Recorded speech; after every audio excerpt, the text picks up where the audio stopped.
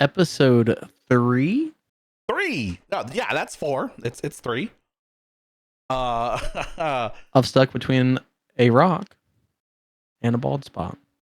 that guy. Exactly. I, That I'm guy. trying to point. I'm pointing lateral to myself, but it looks like I'm pointing behind myself. I'll just turn. Point true north. True north? Yeah. That docks me a little bit. No. Okay, well, I was already pointing basically true north, so. Sick. So, did you play Death Stranding? A funny story about that Daniel will never let me live down.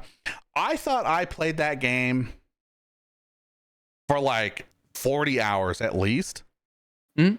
And I went back and I looked because PlayStation started tracking how much time you play a game now. And I only played it for like 8 hours. Classic Rock Heats fact. It's true. I felt like I was pretty far though. But I guess I was really not. I keep being like on the edge of playing that, and then I don't know, like I look into it and it just so it like graphically it looks like a really, really good game, and it's Hideo Kojima, so like it probably is a really good game, but the gameplay looks so freaking boring. Like you're essentially a post-apocalyptic USPS worker, essentially. Yes, with some yes, fucking and spooky shit mixed in. Yes and no.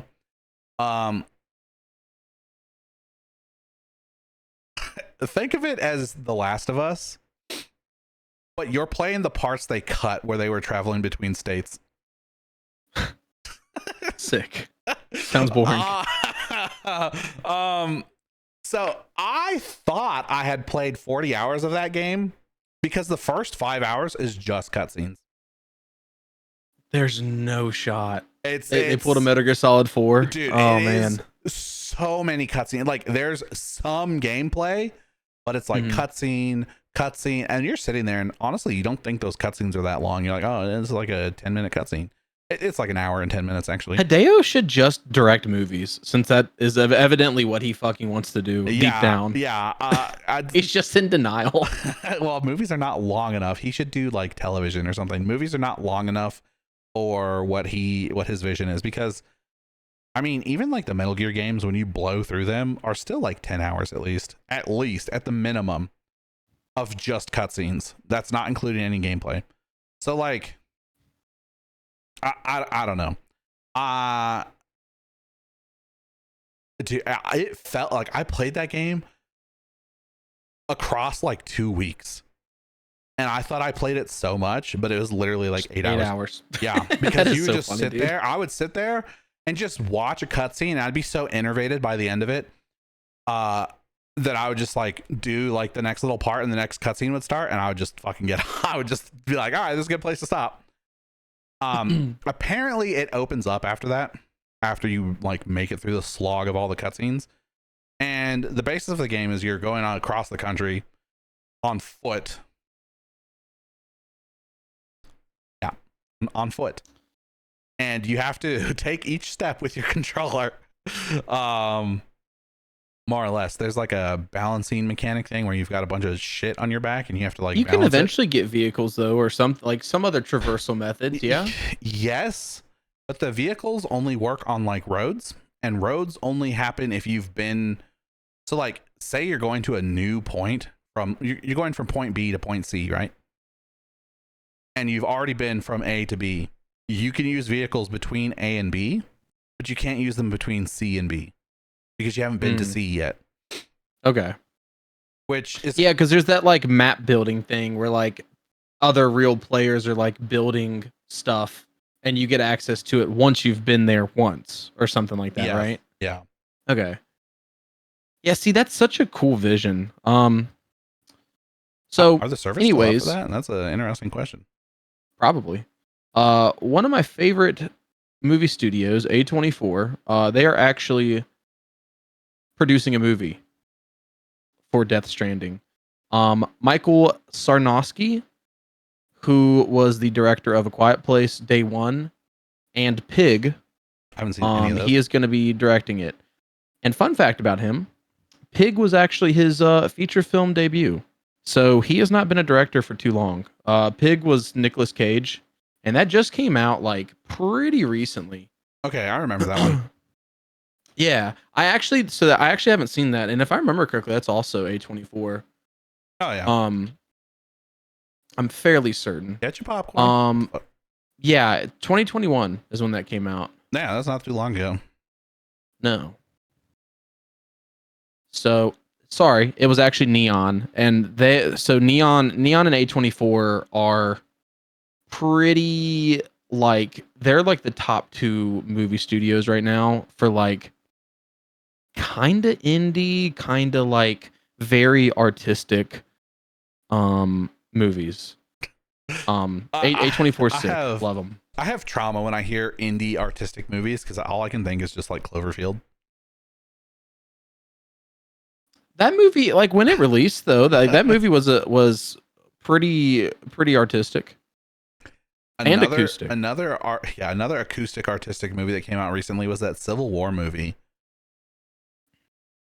That was True. like a documentary almost. It was not, well, we don't have to go into it, but that movie was not at all how they marketed it, and they need to do something about that. So it's not, and it's kind of funny too because they're actually doing another movie. This one's called Warfare, and I think that's going to be more so that's actually like, I mean, I guess it's still technically like a documentary, but it's not like a fictional documentary. It's actually like a soldier, I think he was at least the writer. He might also be the director, but it's like stuff that actually happened from his memory, and he's like retelling the events. I mean, that's kind of cool.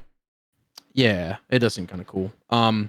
So Michael, Mr. Sarnowski, he's also going to be directing a movie called The Death of Robin Hood, starring huge jacked man and Jodie Comer. Jodie Comer. I don't know how to pronounce her name. Jodie Foster. Yeah. Jodie Comer.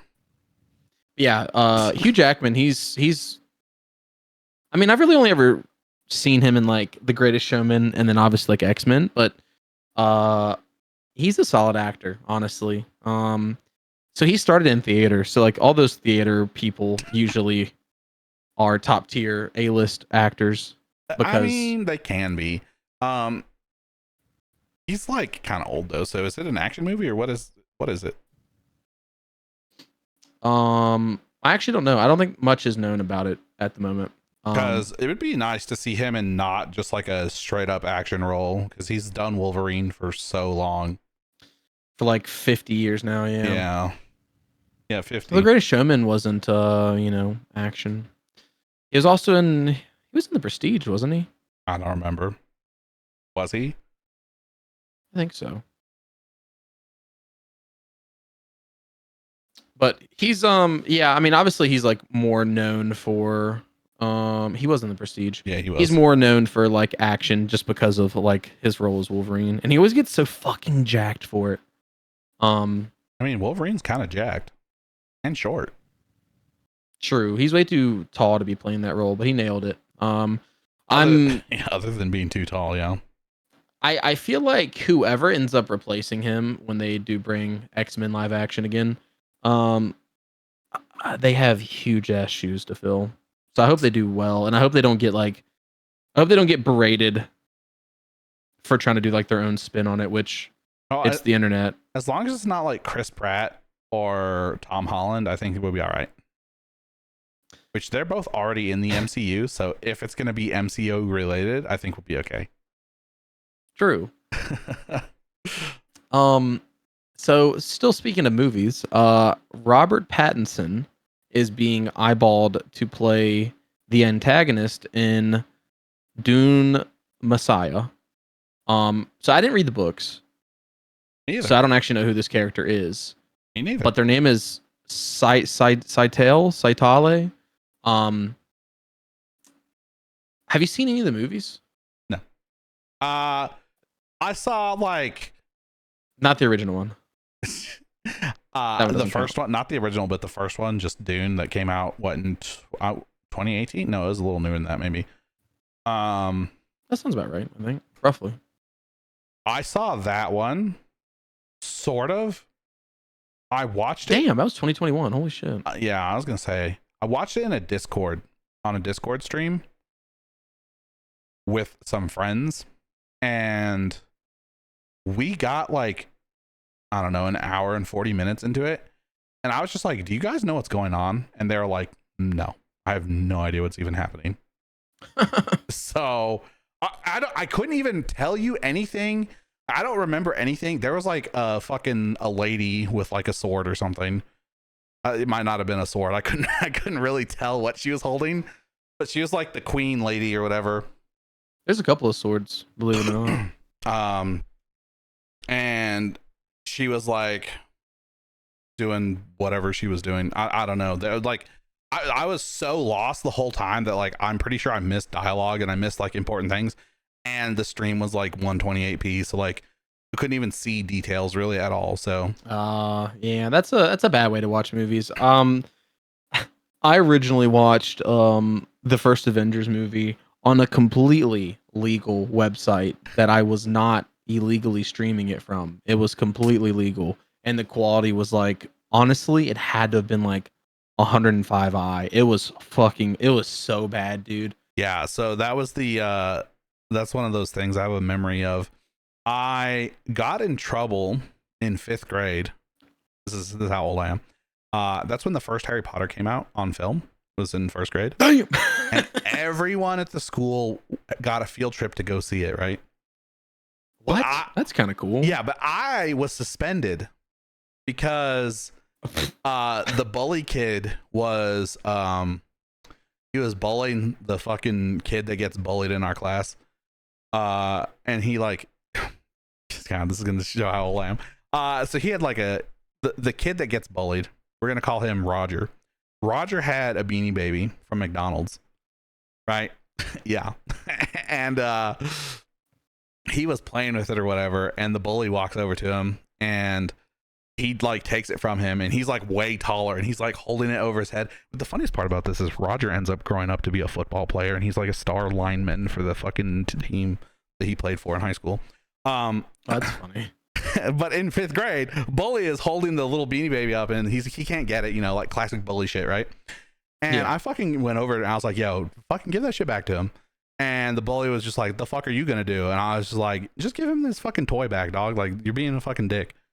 And bully's homeboy, fucking crony, comes up behind me and fucking grabs me, and I like elbowed him in the stomach, and then like I kicked him because I was a little taller, so I was able to like put my leg up behind me.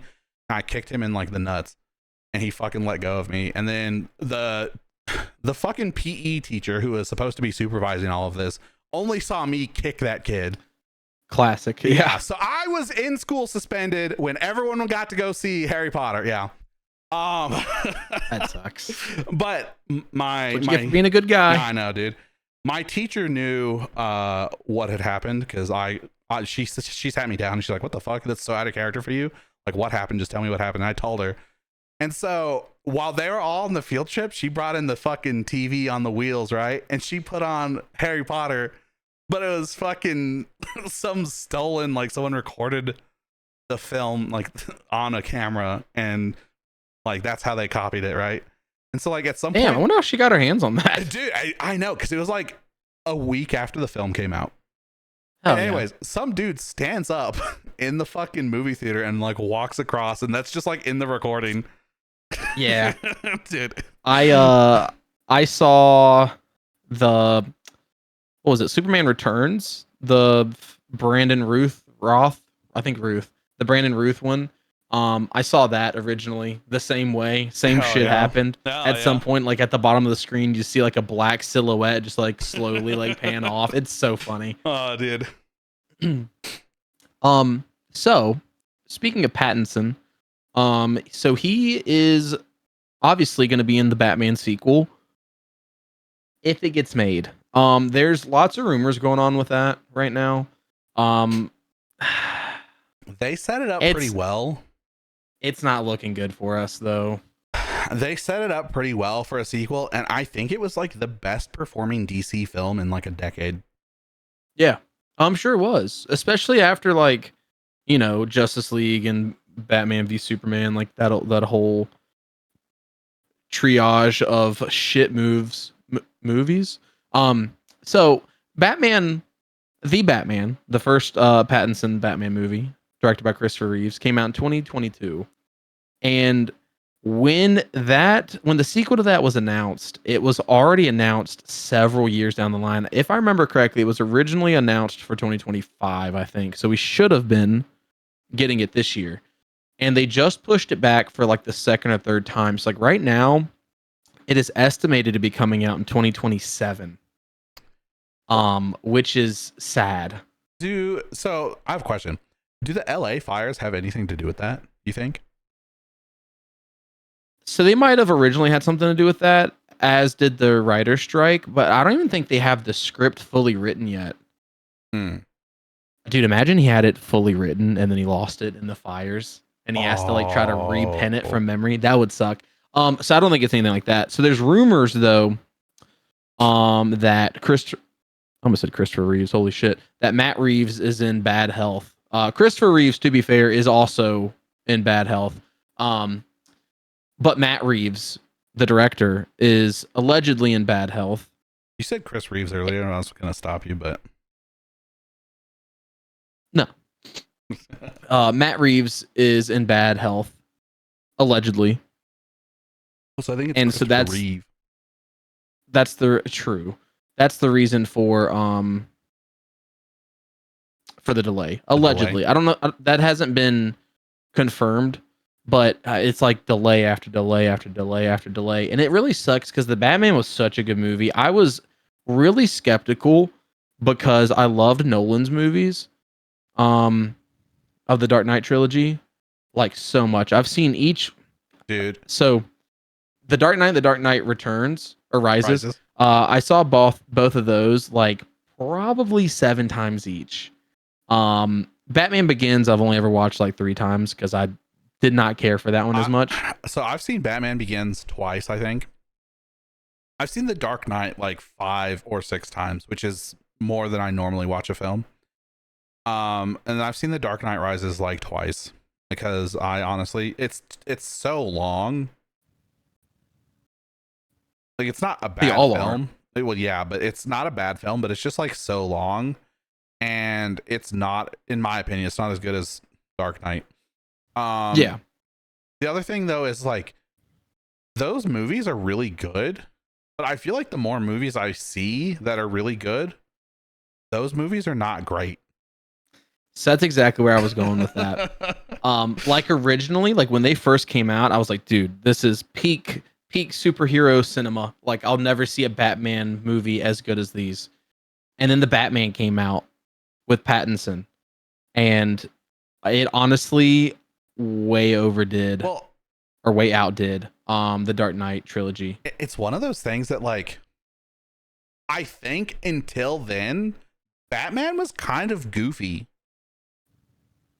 Like it wasn't until the Batman or until the Dark Knight trilogy. Like until the Dark Knight. So like every Batman movie we'd had before that was like goofy. What's goofy about bat nipples, dude? Dude. It's just like there was always something, like just one little thing that was like, oh, we're watching a superhero movie. Haha, it's silly. It's fucking for children or whatever, right? And then Batman Begins comes out and it's like, whoa, holy shit, this is really dark.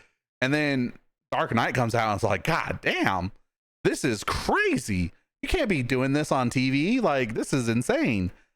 This isn't for children at all, right? And I think at the time that was just like such a shock. Like it had so much extra value because of the context of when it was released, that now the context is not quite there.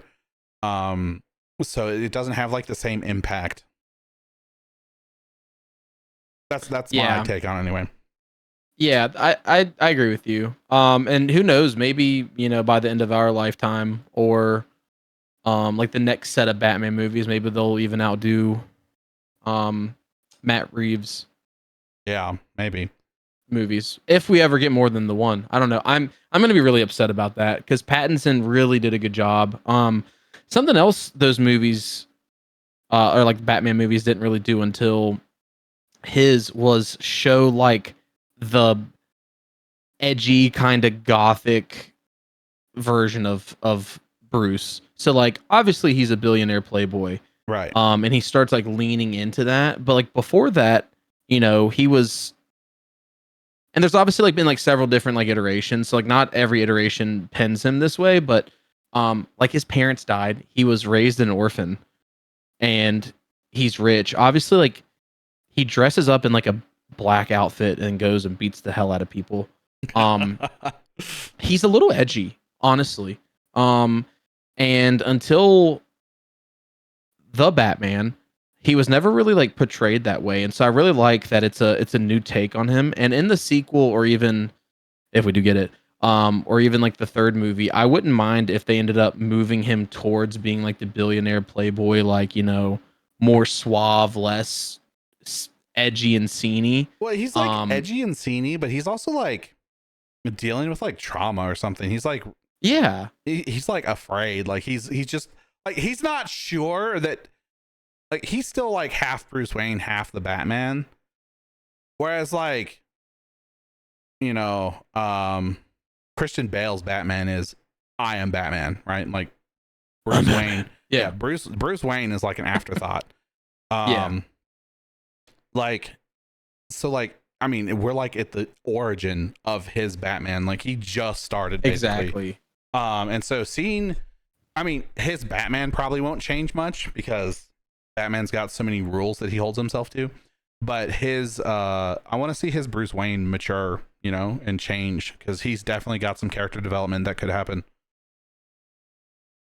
Yeah, and it's really cool. So, in Pattinson's movie, so yeah, it's like origin story, but not like origin. It's like, I think he's in year 1 or year 2 of being Batman. Yeah. And so obviously, like the other aspect of Bruce Wayne / the Batman is he's very smart. You know, he's a skilled fighter, and he's also like a detective. And that's another thing we haven't really been able to see in the movies, is like him being a detective. And so they portrayed that, but it was cool because, spoilers, he ends up making a mistake in the Riddler's riddle. And I thought that was a really nice touch, because it's like, yes, he's smart and he basically figured it out, but he like dropped the ball a little bit because he is still a rookie. Like he's very early in his tenure. Yeah. And I thought that was really cool.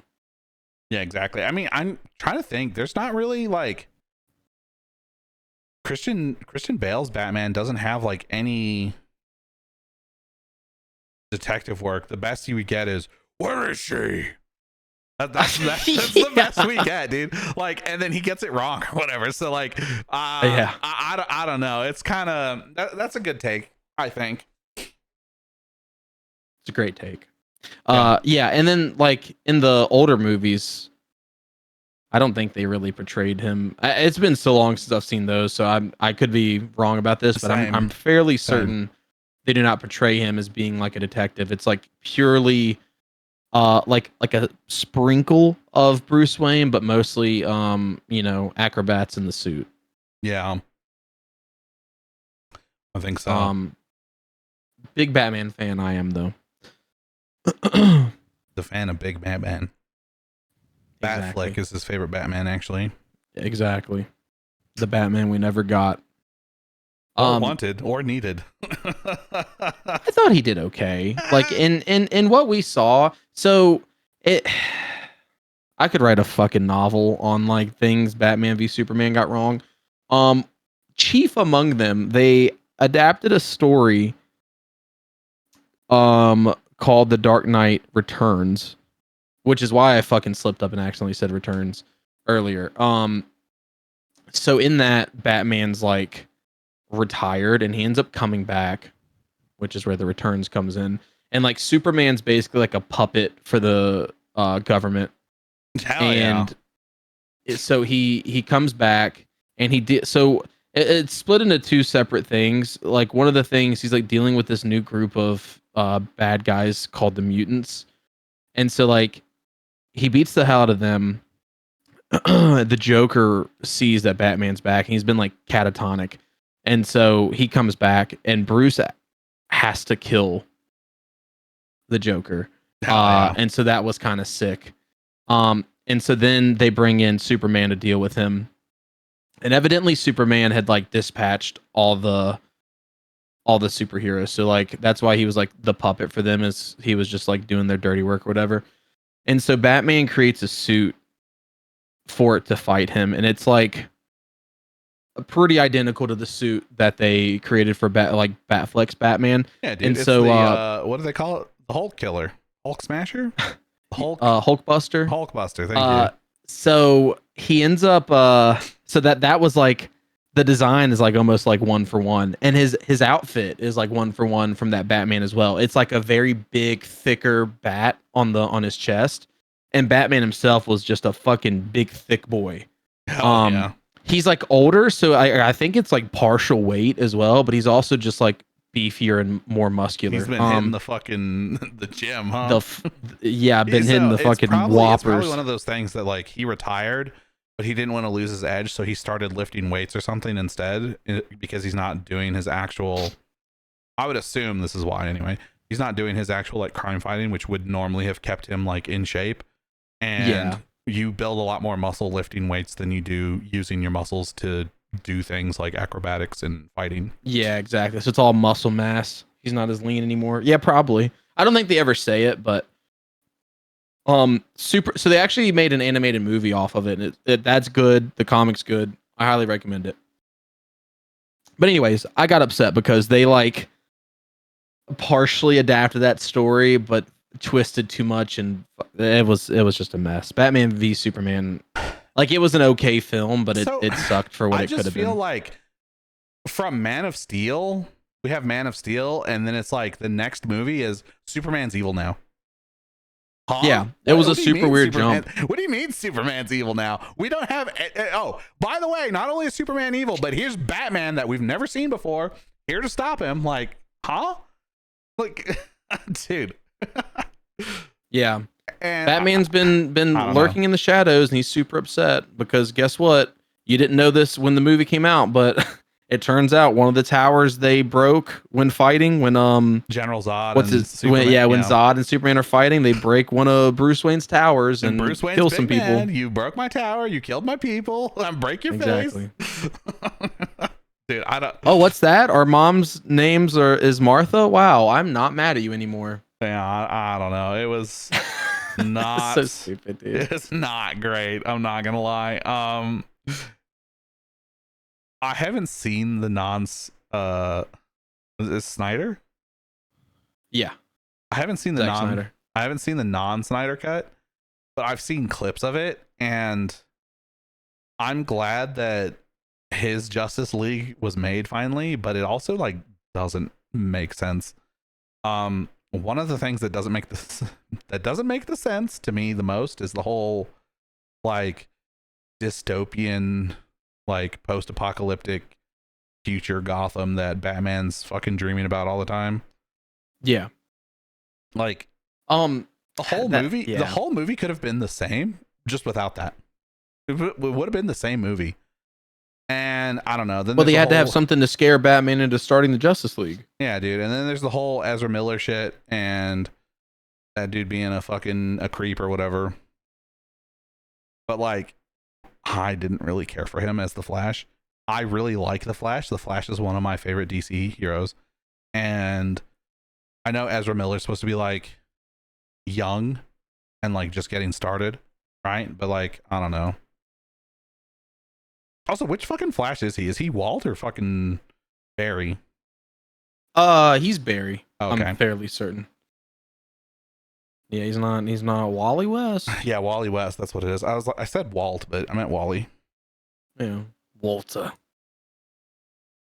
Yeah, his Flash was okay, but yeah, evidently he is quite a wretched human being, so. True. A wretched hive of scum and villainy, or whatever they say. Yeah. So, one of my favorite horror movies is getting adapted into a movie. HORROR, not Yeah, WHOR. true. So Dead Space is gonna be becoming a movie, and it is being directed by James Wan. Hell yeah. Well, first of all, I might go see this movie like opening weekend. You should. In fact, we should go see it together. Maybe we should. We should figure out how to do that, and we'll drag Daniel along with us, and we should go see it together. I have a sneaking suspicion he is not going to want to do that. We're gonna have to go. We're all gonna have to go to where Daniel is, and we're gonna have to kidnap him and take him to the fucking movie. So, I found this out when researching stuff for this.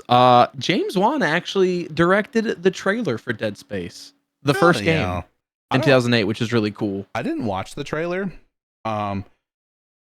My introduction to Dead Space was one of these things where I opened a Christmas present that year under the Christmas tree, and my dad got me Dead Space. I was like, what the fuck is this? Because I don't remember what space else. That's dead. Dude, I don't remember what else was out at that year, but I opened it. I was like, what is this? And he was like, I don't know. I was like, what do you mean you don't know? He's like, I don't know. Some magazine said it's the game of the year. Like, it's the best like game of the year, and it's really cool. And he's like, there's these monsters and they don't die when you shoot them in the head or whatever. And I was like, okay. And I was so underprepared for what I was playing when I started playing it. I didn't know it was a horror game, by the way.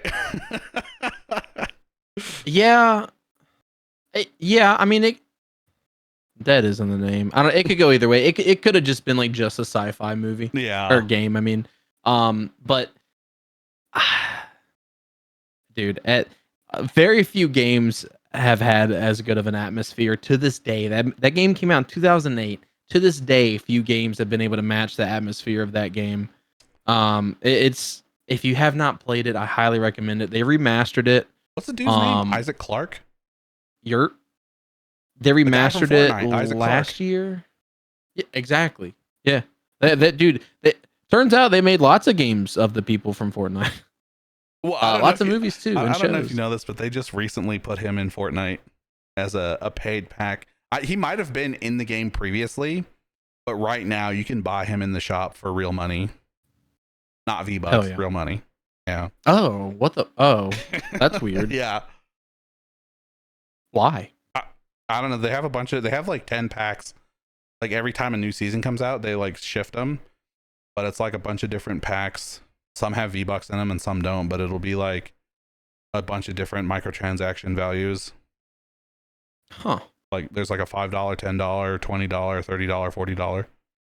Yeah, I didn't know that. So there's been rumors of this movie coming out since 2013. And originally, John Carpenter was supposed to be the director, which he also would have probably done a phenomenal job, because I'm pretty sure this game took heavy inspiration from The Thing, which was a John Carpenter movie. Yeah. So he would have done phenomenal, but it was kind of funny. So for like pretty much 10 years, there was no news on it.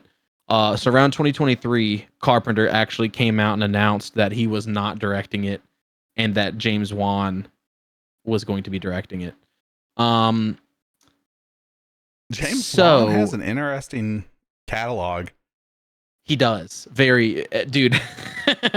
What's really funny is right in the middle of a bunch of like horror movies. There's fucking Furious Aquaman. 7. Yeah, no, there's Furious 7. That too. Yeah, there's Aquaman. Yeah, it's fucking Insidious, The Conjuring, Insidious 2, Furious 7, The Conjuring 2, Aquaman, Malignant, and then Aquaman and the Lost Kingdom or whatever. Dude, that's funny. Yeah, so some of them like better modern scary movies. Juan the first Saw film is behind. First Saw film. Oh, I didn't know that. The 2004 Saw. That was the first one, right? Yeah, I believe so. If it's 2004 and it's just called Saw, then yeah, that's definitely the first one. So unfortunately, the recent rumors now are stating that it's going to be animated, and that I'm not against animated movies. but we've already had 2 animated movies. And if Juan's gonna be directing it, I really wanted it to be live action. Um, it's probably cheaper to do animated, and they might be worried it's gonna flop. That might be why. Or it also might just be hard to dude, the necromorphs look very unique. So I mean, it very well may be like a money thing. I don't know. I hope those rumors end up being false though. I mean, so he could take some creative liberty and make them look like bugs or something instead of weird human things. But I feel like we've seen weird human things like that in other movies, in other scary movies. Like think about, Well, notably The Thing. yeah. Or what about like the xenomorph from Alien? Like that's probably expensive to animate. Like, I don't think they. I think that's still mostly prop. I think depending on who the director is. Well, then the necromorphs could be mostly prop too. I think That's true. Probably. I mean, it was props in The Thing, and we watch partied that just a few months ago. And dude, to this day, that movie actually holds up like fairly well. Like you can tell, like it's props, but when you think about when that movie came out, and you're like, damn, this actually doesn't look that bad. It's kind of crazy. So like modern props, yeah, modern props with like a sprinkle of CGI. They could easily make that work. I'm gonna be very upset. It might just be the whole sci-fi thing in general, just trying to make everything look so futuristic, and the fact that it takes place on a space station. Yeah, I bet eats a lot of budget because you can't use sets that are already made, and you can't use like the real USG world. Ishimura really exists. Yeah, you can't use like the real world. They could do that. They could go film on a ship, like an actual like a battleship or something. Yeah. Get SpaceX to loan something. Yeah, I meant just like an actual like naval ship. A fucking frigate. Yeah, something like that. Oh, and like doll it up to make it look like that's true. They could do something. Yeah, they could do something like that because the interior. I mean, you can only do so many interiors, right? And if it's got to be like stitched together so it's airtight or whatever, like it's gonna look pretty much the same as if it's watertight. So. But that's true. I mean, they could also do like the inside of like, do we have space shuttles? They need to do zero. They need to repurpose all the fucking Star Trek hallways. Do you know about that? No. That there's just, so Star Trek has all these fucking hallways for different scenes. And I guess it's like a fucking maze you can get lost in because there's like, it's just like a ton of hallways because they have so many hallway shots of people walking around on the ship. And like where scenes happen, that there's just like all these fucking hallways that are all connected.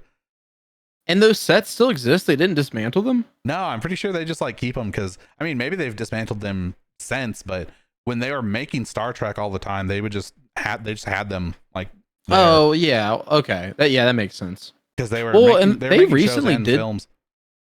Yeah, and they recently did some more Star Trek shit, like semi recently within the past like 5 years. They might still have them. Maybe. But yeah, so there was 2 other animated Dead Space movies. One's called Downfall, and that came out in 2008. And there's Aftermath, and that came out in 2011. And I'm pretty sure, so I haven't actually watched those fully. I think I've seen one of them. But I'm pretty sure they're both companions to the games, especially considering the years they released. They released the same year as the game. So I'm pretty sure they're like companion pieces to the games.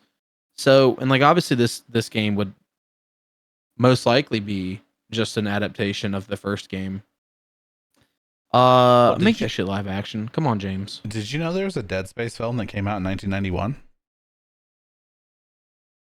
I did not. I don't think it's related at all. I think it just has a similar title. I'm assuming it's not. Says, is your garden variety alien ripoff about a remote research laboratory on a distant planet trying to find a virus to destroy another even more distant planet?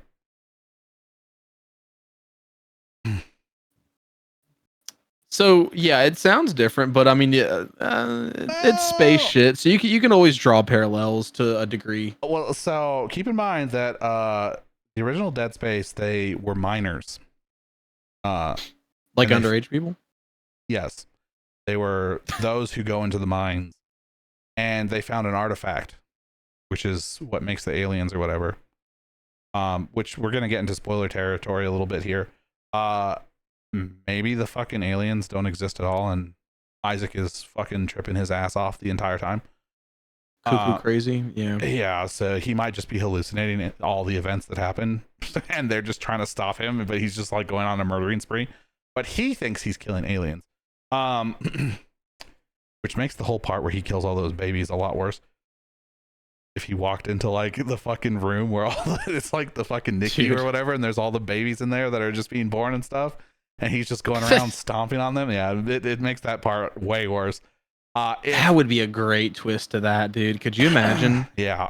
If they pulled that. I've always thought that since playing, like towards the end, like you find out the artifact is making you see things, and then you start like seeing things and experiencing things in the game that are like not really there, and then it's like, well, how much has he, like, how long has he been hallucinating?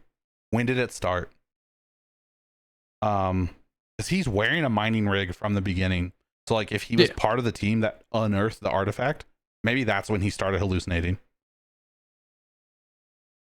Well, so he's technically a repairman for the ship. Yeah, I guess he is, but he is wearing the mining. He is wearing a mining rig or whatever. Yeah.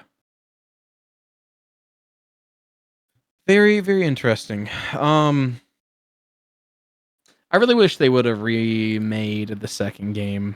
I don't think the first remake sold enough for them to do that. Is that the one? But I really love that game. Is the second one the one you couldn't get to work? Or was it the third one? So I think it. So here's what's funny about that. There's a keybind to make you always walk, and it's control, and that I think is control. It's like one of those like pinky keys. So I think that was actually my issue because it ended up. So like I was playing Dead Space 1, like the original before the remake came out. And it happened, and I was like, "What the fuck?" And I couldn't figure it out. So I started playing 2, and then the same shit happened. That's when I like looked into it and saw that. But I think at the time, like the remake had been announced, and I was like, "Dude, I'm not going back and playing through this again." Oh, so it's the first one you couldn't get working? Technically, yeah. Oh, okay. And then the third one has co-op, but I feel like that kind of ruins it a little bit. Well, they end up making that game like a full-on like action game. Yeah, I was basically. gonna say that game is an action game. Daniel and I don't know if you know this, but Daniel and I played that. There was like either a 60-minute PlayStation Plus trial or something, or like it was free on Plus or something at some point. But Dank and I downloaded it and we're like, fuck it, let's play it together because it's co-op. And he had never, it was his first experience into Dead Space, and I was like, yeah, dude, it's like a horror game, like it's spooky, scary skeletons. And then we fucking played it, and he's like, when does it get scary? And I was like, I don't know, because we already seen like all the enemies that would make it scary, and we're just mowing them down with machine guns. Like it's not scary at all. Well, yeah, having a buddy definitely like that eliminates any scare factor of that game. Part of what always made it so good too was like the ambiance in the backgrounds, like, you know, playing it with like headphones, lights off.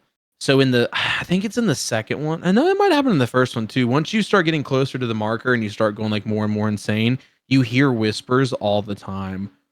It's more in the second one, but it does happen a little bit in the first. But I like that you just like come across rooms and there's just like something crazy and awful happened there, and you're just too late to like have seen it. But like there's kind of like sometimes you'd come across a room and you'd be like, oh, thank God I wasn't here for this. God damn, what happened? Yeah. But then it was also kind of like, but what if it's still here? True. What if it's still in the vents? Yeah, is it in the room with us right now? And there's that, but there's also like they did a lot of cool things where like when you would go out into space on the ship, because like you're on like a space station ship thing or whatever, and there are parts where you had to go outside, the like audio changed drastically, and it was like made you feel like, oh, we're in the vacuum of space now. Yeah, you're in a yeah, exactly. Which technically, I guess there's no sound in the vacuum of space. I don't know. I've never been there. Now I haven't been there either, but apparently I've heard that there's no sound. I don't know how that Rumor works. has it. Yeah, I don't know how sound works in space, so maybe that's true. I don't know, but if that's true, if there's actually no sound, that means you're gonna be hearing like your blood vessels and stuff in your own body. Oh, so there's like completely silent rooms. Right. And apparently like you can only be in there for like an hour or something like that because you eventually will go insane from hearing your own heartbeat and your like heartbeat, your blood moving, your muscles flexing and stuff, which by the way, apparently dogs can hear that all the time. So like if you're getting ready to like get them and you like starting to move, they can hear your muscle fibers, and that's why they're like, oh, we're doing something. Because they can hear that, and they're like, oh, he's revving his legs up to do whatever. Buddy's ramping up. Yeah, exactly. It's playtime. Yeah, exactly. So moving away from movies into series and shows, one of my other favorite franchises is the Predator movies. They are making, it's gonna be like a special anthology series. It's called Predator Killer of Killers. I am fucking hyped for that. So that's gonna be directed by Dan Trachtenberg, who directed Prey. And Prey was the first good Predator movie we've had, honestly, since the original. That one was straight to Hulu as well, which is funny. We've actually seen that. We saw that in Florida together. Was that the I don't first know if you time remember you saw that. it? I do remember that. No, I'd already seen it 2 or 3 times. Daniel's the one who doesn't remember that. Yeah, Daniel's the one. Yeah, I don't think he was really paying attention, so that makes sense. Yeah, him and Cap were diddling each other, I think. Sure. Did you like that? Not them diddling each other, but the movie. Yeah, dude. A fucking shout out Native American representation, dude. True. I thought it was like kind of goofy in the fact that like, do we really know how like far in the past it is? No. Because like his there's flintlock pistols. So and Native Americans. So we have like a rough estimate of like 17th to like 18th, maybe 19th century, somewhere in there. Yeah. My thing about that whole like movie or whatever is that it's kind of goofy that like the Predator like comes or whatever, and then like they kill him, and then like don't his homies come pick him up at the end, and they're like, oh, okay, well we'll be back in like 100 years or whatever. So you they tell that through like the title, not the title card, but like the credit cards. So not credit cards. Yeah, the credit cards. I know what you the meant, credit cards. The you know what I mean, scene. Like the it's like a post credit scene, but it's not like it's like those old school ones where it's like a photo and it's like it's like drawings going on. MLB player, and then fucking this dude fucking ate too many hot dogs and died, like those shits. So the canon of that whole franchise, and so this is kind of interesting. So I forget how I think she gets it from one of the French guys. The main character, she ends up coming across this flintlock pistol, and fun fact, that is the same flintlock pistol from the second Predator movie that is gifted to Danny Glover when he kills his predator. So that's like a really cool like throwback. But yeah, so the whole thing is like she's a female Native American, and there's some like tension with her group because like she wants to be a hunter They're not letting her be a hunter because she's a female. She's a strong, independent woman, is what she's trying to tell them. Yes, and they don't want to hear it. And then promptly gets captured and needs rescuing, like all strong, independent women do. Debatable, including Snow White. And so basically, like, I don't know, at some point, movies have this bad trope of like the hero always has to win, and I'm so sick of it. Like, the hero can lose. True. It's bad storytelling for the hero to always win. So you have this Native American wannabe hunter. She's not even a hunter.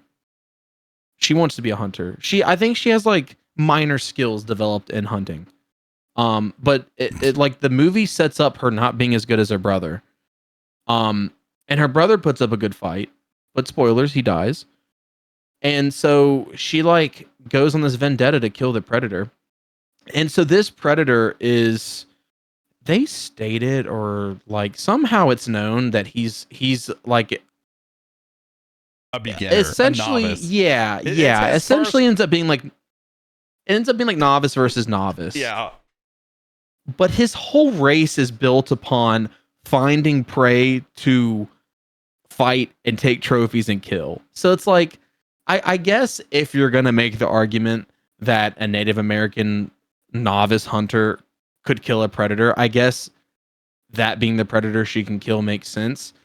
And so her having that flintlock pistol and then it coming into predator's possession like in the future obviously states that she did not hold on to that. So obviously the predators come back and I'm assuming wipe her tribe off the fucking face of the earth.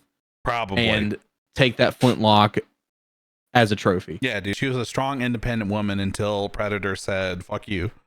Until a non-novice predator came and showed her what the fuck was up. A strong, independent predator came and fucked her up. Yeah. No, I really like that franchise. It obviously has its quirks, but Prey was really fucking good. And it was crazy because they went straight to Hulu. So like Fox was like, yeah, it's not gonna be good. Let's just stream it. I mean, yes, but also I feel like COVID played some part of that. Probably. So it's success or it going to streaming? That's going to streaming. Yeah, I agree with that. Because damn, when did that come out? 2022, 2023? No, we watched 2021 or something. Yeah, I would say we watched it in 2022, I think. Maybe it had just come out that year, like earlier that year. Because that was September, so maybe it came out in like April or something. It came out 2022. It came out in July. Oh, it was still pretty new then.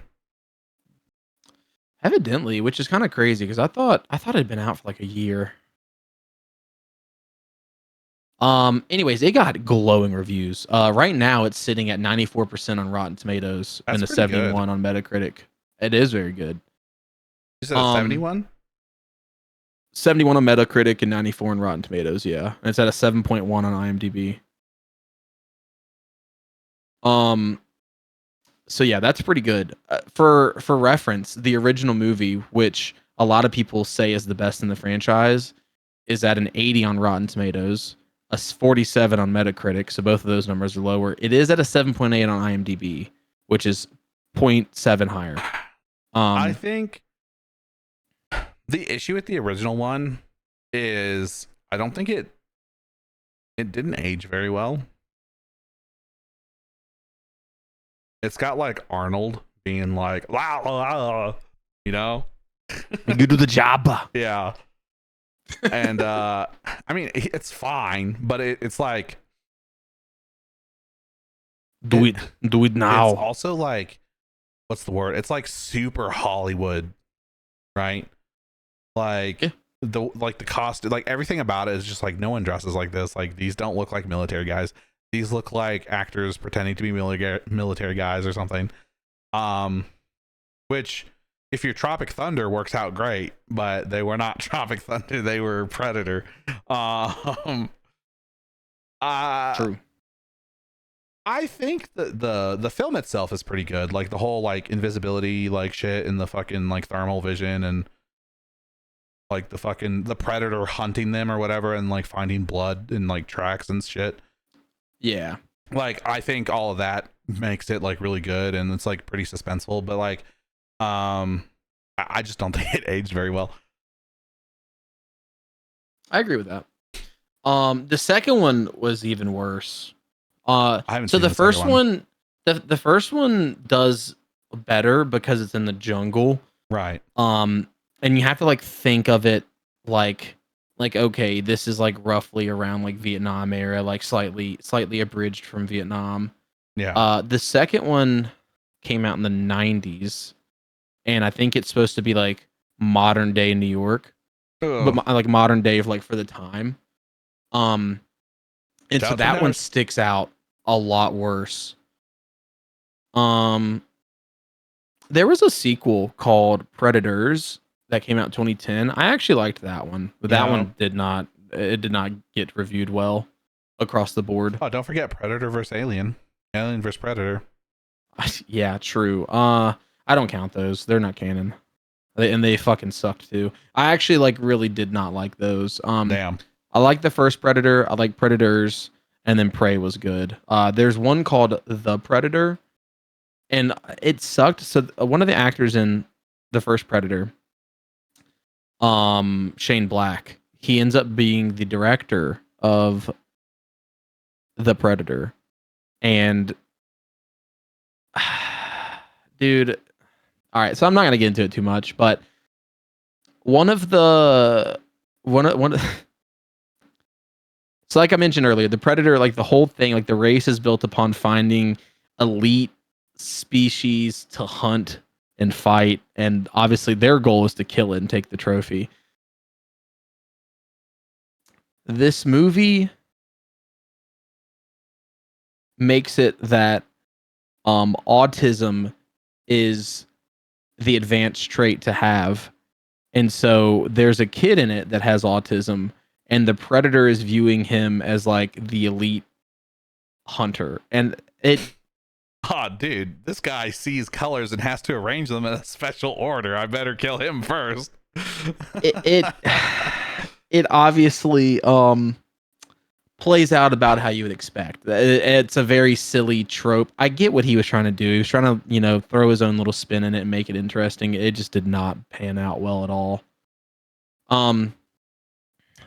But I mean, if it's like an Dan, autistic savant who can like do calculations in his head or something like crazy, maybe. But usually, not always. I don't want to stereotype anyone, but generally speaking, I don't think those people have like athletic prowess or anything like physically impressive about them that would make them a threat to something like a predator who can already do like better math.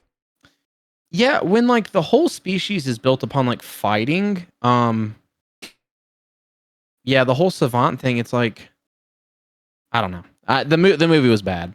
Sounds bad. Dan Trachtenberg, though, he is directing a new movie as well, in addition to the series. So the new movie's set to release November 7th, and it's called Predator Badlands. Okay. So I had heard that was supposed to be like samurais versus Predator, which sounds cool. But Predator Killer of Killers, like I said, it's an anthology. So you're gonna have World War II pilots versus Predators. I think pirates. Hell yeah. And then I think samurai, or it was like gladiators or something. Shout out Jack Sparrow fighting predators, dude. Dude, that would be an interesting spin-off. So let's see. That's not telling me anything I need to know. So it is an anthology. Okay, yeah. So that's what it was. It was Vikings, samurai from feudal Japan, and a World War II allied pilot. Oh yeah.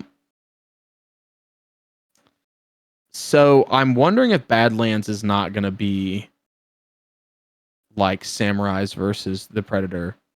because of the anthology show. And that's also going to be animated. I don't remember if I mentioned that, but I know they like Predator already Killer of did. Killers will be. I know they already did like the jungle and like Native Americans, but like we get some like Aztecs versus Predator, That'd be cool. or like I don't know, some lions versus the Predator. We got a gorilla, maybe? bear. We got a bear versus Predator. Not Bear Grylls though. Although I do true. feel like he would probably fare decently. Yeah, he just drink his piss, and it gives him superpowers. I don't know if you know this, but Bear Grylls consumes his own piss to keep himself hydrated in times of need and Hell for yeah. fun. I think. I think he just Sounds like a pretty cool. There was a woman on Strange Addictions who drank her piss, and she said it tastes like plum wine. And I'm curious if Bear Grylls just doesn't like drinking his own piss because he likes the way it tastes. It's sterile and I like the taste. So another show, and I actually did not even realize this released. I'd been excited to watch this, but evidently not excited enough to keep up with when it was releasing. Devil May Cry is an animated show on Netflix now. It is getting raving reviews as well from critics and fans. And they already announced the second season. Well, didn't the Castlevania people make this? I believe so, and that also did really well, I believe. And they're both on Netflix. So yeah, the first season just premiered April 3rd, so it literally just came out. And 1 week after the first season's release, they announced the second season. Which I've played pretty much all of the games.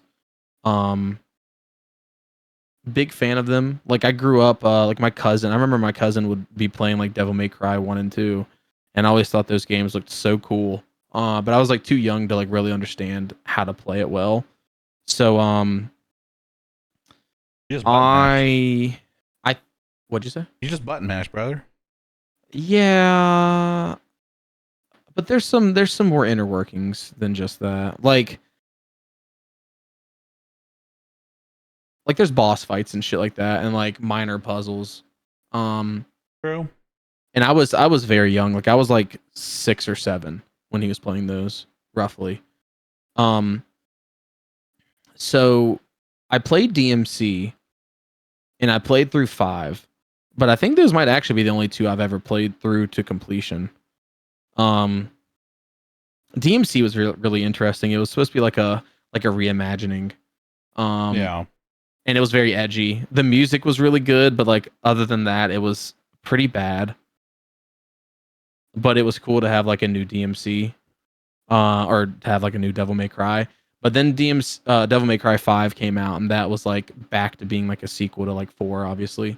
Well, And that one was really, really good. I believe DMC. I don't want to say for like definitively, but I believe DMC was like the origin story, and it's supposed to be like the first chronologically in the series.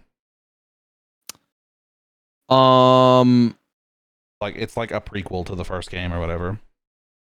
So it technically would be, but it is a reimagining though. Okay. Because they changed some things up. So like in DMC, you're an angel demon hybrid, and I think in Devil May Cry you're just technically a human devil hybrid, I'm pretty sure. So DMC added the angel aspect, and I don't think you were an angel.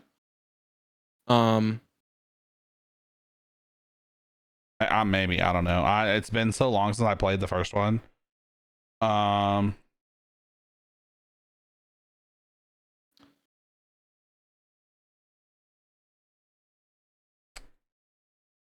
Yeah, it looks like it's a complete. So it was supposed to be a reboot. So like, if it would have fared well, it probably would have had its own sequels and stuff. But they released it and it flopped, and so they were like, I guess let's make Devil May Cry 5. So in those, go ahead. What were you saying? I was gonna say it looks like there were different people on both of those projects, Devil May Cry and Castlevania. I thought there was some overlap or something, like maybe the studio is the same or something. The art style looks really, really similar, so I was assuming it was the same people too. um, so the canon for Devil May Cry is like all over the place. Um, so it's like, so obviously like Devil May Cry 1, 2, 3, 4, 5 is like the release order, but Devil May Cry 3 is technically a prequel, and 2 might be as well. I can't remember for sure, but Hell I know yeah. 3 is a prequel. But then 4, they kind of did like what Metal Gear Solid did, ironically with the third game as well too, which is really funny. Well, Metal Gear Solid is weird because the first one is not the first game in the series. It's the first Metal Gear Solid game, but it's not the first Metal Gear. True. But if you're looking at it, because I kind of think Kojima said fuck the original Metal Gears. It'd be 1 and then 2, and then 3 is like 3. I think would chronologically be the first game, and then after 3, it's like Peace Walker, and then after Peace Walker, it's 5, and then after it's 5, then it would be 1 and 2, and then 4. Where does Metal Gear would also, so it would be like Metal Gear Solid 5 and then Metal Gear 1 and 2 and then Metal Gear Solid 1, right? Yes and no. Metal Gear 1 and 2, so yeah, they take place after 5, but like there's a lot of things that they talk about that would like that 5 like retconned basically. Okay. But yeah, they take place between 5 and 1. So there's also like the rumor mill is spinning up on a Devil May Cry 1 remake. In the same vein of like Resident Evil 2, 3, and 4. So it would be like a complete remake, not even just like a remaster and like an engine, I mean, that would like be cool. touch up. That would be cool because the first game had shitty ass camera angles. So by the way, I it'd be think really cool. I think they technically remade Resident Evil 3 also, but that game was ass. True. But yeah, if that ends up being true, I would definitely be all over that. I really like Devil May Cry. It's a very interesting series. And even though it is a button masher, like the story's still pretty cool. I mean, it's a button masher in the same way that like God of War is a button masher, I think. Yeah. Not the newer God of Wars, the older God of Wars. True. They were much more similar than the newer ones. The new ones are more like The Last of Us or Horizon Zero Dawn type fucking story game. Yeah. It's like a action explorer game. Which, by the way, I think Horizon Zero, this is kind of a aside, but I think that game would have done better if it wasn't open world and if it was more linear like The Last of Us or God of War. You think so? I think so.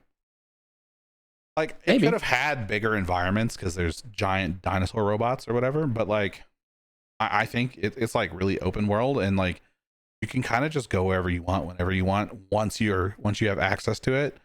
And I don't know, I think open world is kind of like just half the time there's no reason to go anywhere in open world games. So there's something wrong with me because I'm the minority in this fact, but I really did not like the Horizon games. Yeah, I don't think you're the minority. I didn't like them either. Well, I think we're the minority. They got rave reviews, and like the graphics are cool and good, I guess. And like the concept seems cool, so like you might be onto something. But dude, when I played those, I don't know, like it's open world. It's just a different flavor of Assassin's Creed. That's all it is. Yes, but it there's too many open world games where like the world's not fleshed out enough, and I think that game was one of them. Not like 100%. fleshed out in the sense of like, oh, there's not enough like story or like lore. Like I feel like they did okay there, but it's like when you're walking around, you'll see like herds of the robot dinosaurs moving around. But other than that, like the world's dead. Like there's nothing going on. There's like little settlements and stuff, and there might be like some people moving around in there, but it's super lifeless. Like they're probably all doing the same animations and stuff like that. Yeah, it doesn't feel alive for sure. No, I not at mean, all. it's supposed to be like post-apocalyptic machines are just doing what machines have been doing forever. Because they're machines, but like I don't know. If I agree, it just felt really like, and even though there were like the machines walking around or whatever, I feel like for the most part, like where the fuck are the other animals? There's no other animals. Yeah, zero other animals. Like that doesn't even make sense. There's people still, but there's no animals. Yeah. Although are the people robots? I don't know. I feel like it's that like the world didn't really feel lived in, even though they like tried to like make every area like the people in every area would like talk to you and treat you like an outsider or whatever, and like, but I don't know. It felt strange. Very strange. I agree with that 100%. Yeah, I heard like tons of good reviews about that game, and like it never looked interesting to me, but I still pulled the trigger. So I got the first one on PC, but then the second one I played on PS5 because I think it came with my PS5. And dude, I honestly like I could have just not. You could have just not, and it would have been the same. Yeah. Yeah, I feel like other than seeing how good the graphics were and stuff like that, and seeing like the PS5 work in its true glory, like You got some good clips of it though. Of I think most of your clips are bugs, but true.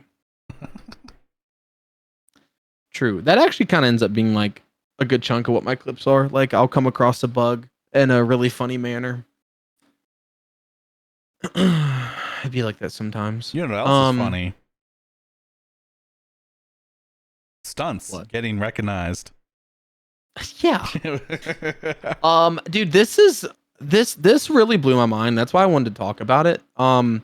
Because it's one of those things where like until it gets pointed out, I didn't know. But hearing it, it's kind of like, why was that not a thing? So in 2028, starting with the 100th Academy Awards, stunt design is going to start being awarded. What is that? And what is stunt design?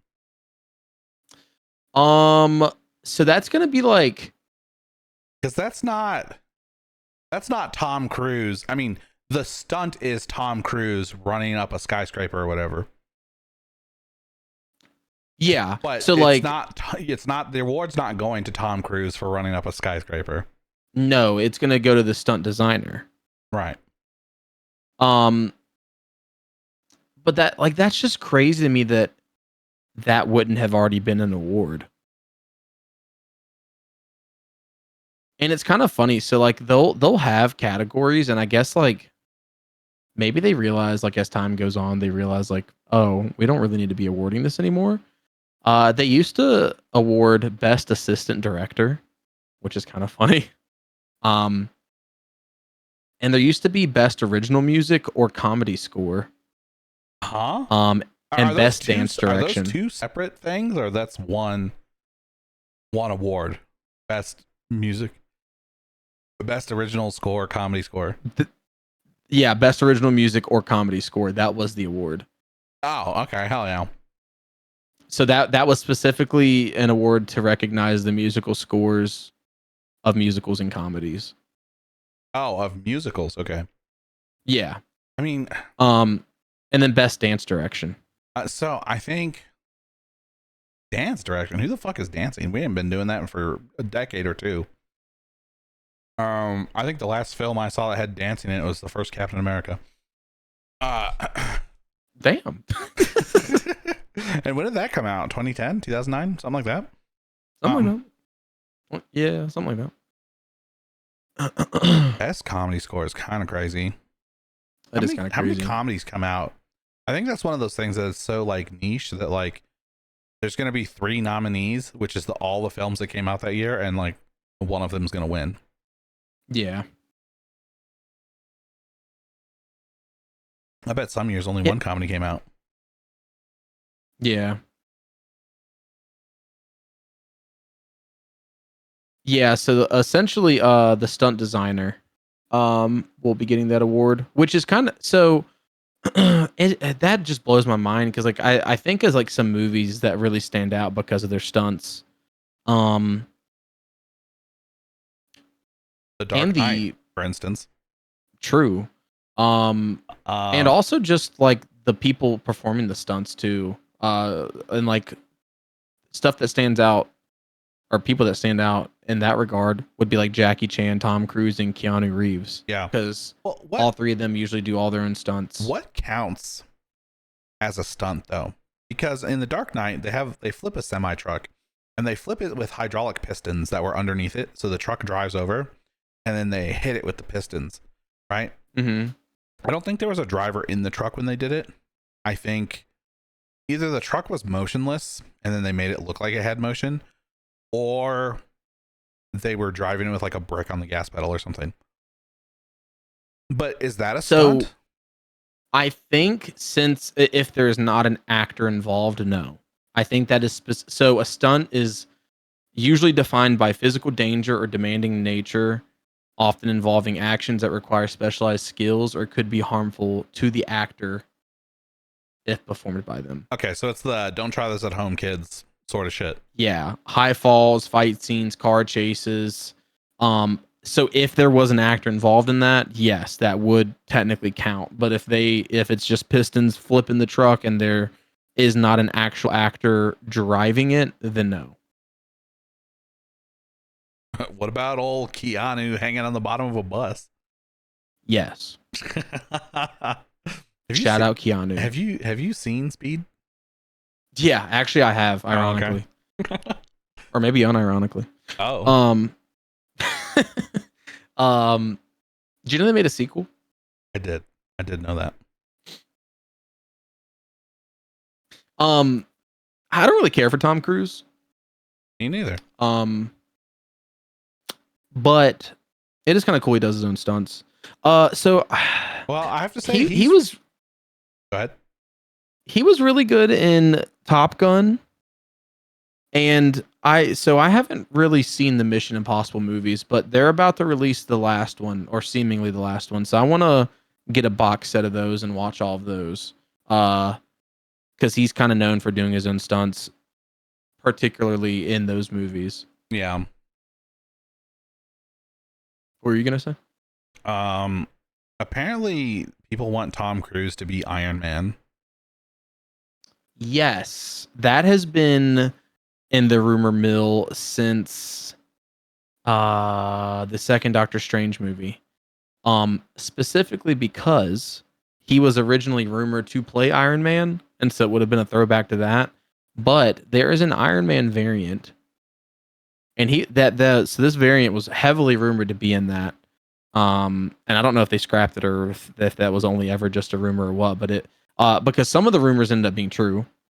So that's what makes me think maybe they scrapped it. But there's a Iron Man variant. I think it's Superior Iron Man. He's in like an all silver suit and his face is always visible. And he's usually bad. Like he's usually depicted as being bad or like kind of like anti-hero-ish to a degree, but like he's kind of like kill 100 to save 1,000 type guy. Yeah. So that would have been interesting. Old Timothy Cruzation. Has Brad Pitt I haven't in an MCU yet? No, I don't think so. I mean, sort of indirectly because he was in Deadpool 2, but Was he? yeah. Oh, that's true. He was indirectly in Deadpool 2. Holy shit, that's true. Yeah, that counts. I wonder if he actually showed up to like if he was ever actually there. He was. I think He was. Okay, I think that's he funny. says something at some point, and when I guess maybe you haven't seen this. Okay, so what we're talking about, for those of you who have no idea what the hell we're talking about, is in Deadpool 2. Okay, I did not mean to play the fucking video. I want to open fucking image so I can show you guys.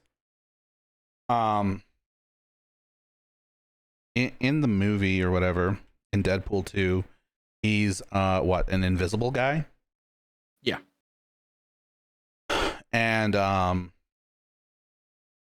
because he's invisible or whatever, you don't ever see him, but he hits some telephone wires when they're parachuting, and there's a frame where you can see him, and so that looks like this right here. So he's in the movie, and there's like a frame or two where you can see him where he's not invisible, where he's being electrocuted on the telephone pole wires. That is so funny. I forgot about that. So there's that. So it took me a second too, because like for whatever reason you said Deadpool 2, like you did say the correct word, and for whatever reason I heard Daredevil. I don't know why. Yeah. And so I'm like, no. You 100% said Deadpool 2. Because I went to go say it back in my head, and that's when it clicked. I was like, oh, he didn't say Daredevil 2. He said Deadpool 2. Are we sure? Maybe I did say Deadpool. I mean, Daredevil. You 100% said Deadpool. Okay. Yeah, because I was like thinking about it, and I was like, the fuck? And then I said it back in my head, and I was like, oh, we're not talking about Daredevil. Shifting gears. Well, so I guess before we move away from movies completely, do you want to talk about the continued downfall of Snow White? Yeah, and then we I guess now's a gears? good time. I guess now's a good time to stick it in. I didn't know if we wanted to sprinkle that in at the end or whatever, but we mentioned Snow White 2 weeks ago? Last week? Yeah, that was for episode 1. Whenever it was. Snow White's just like totally flopped or whatever. So I guess last week when we were talking about it, 450 theaters in the US had already dropped it. Not when we spoke about it, but the week after that, my bad.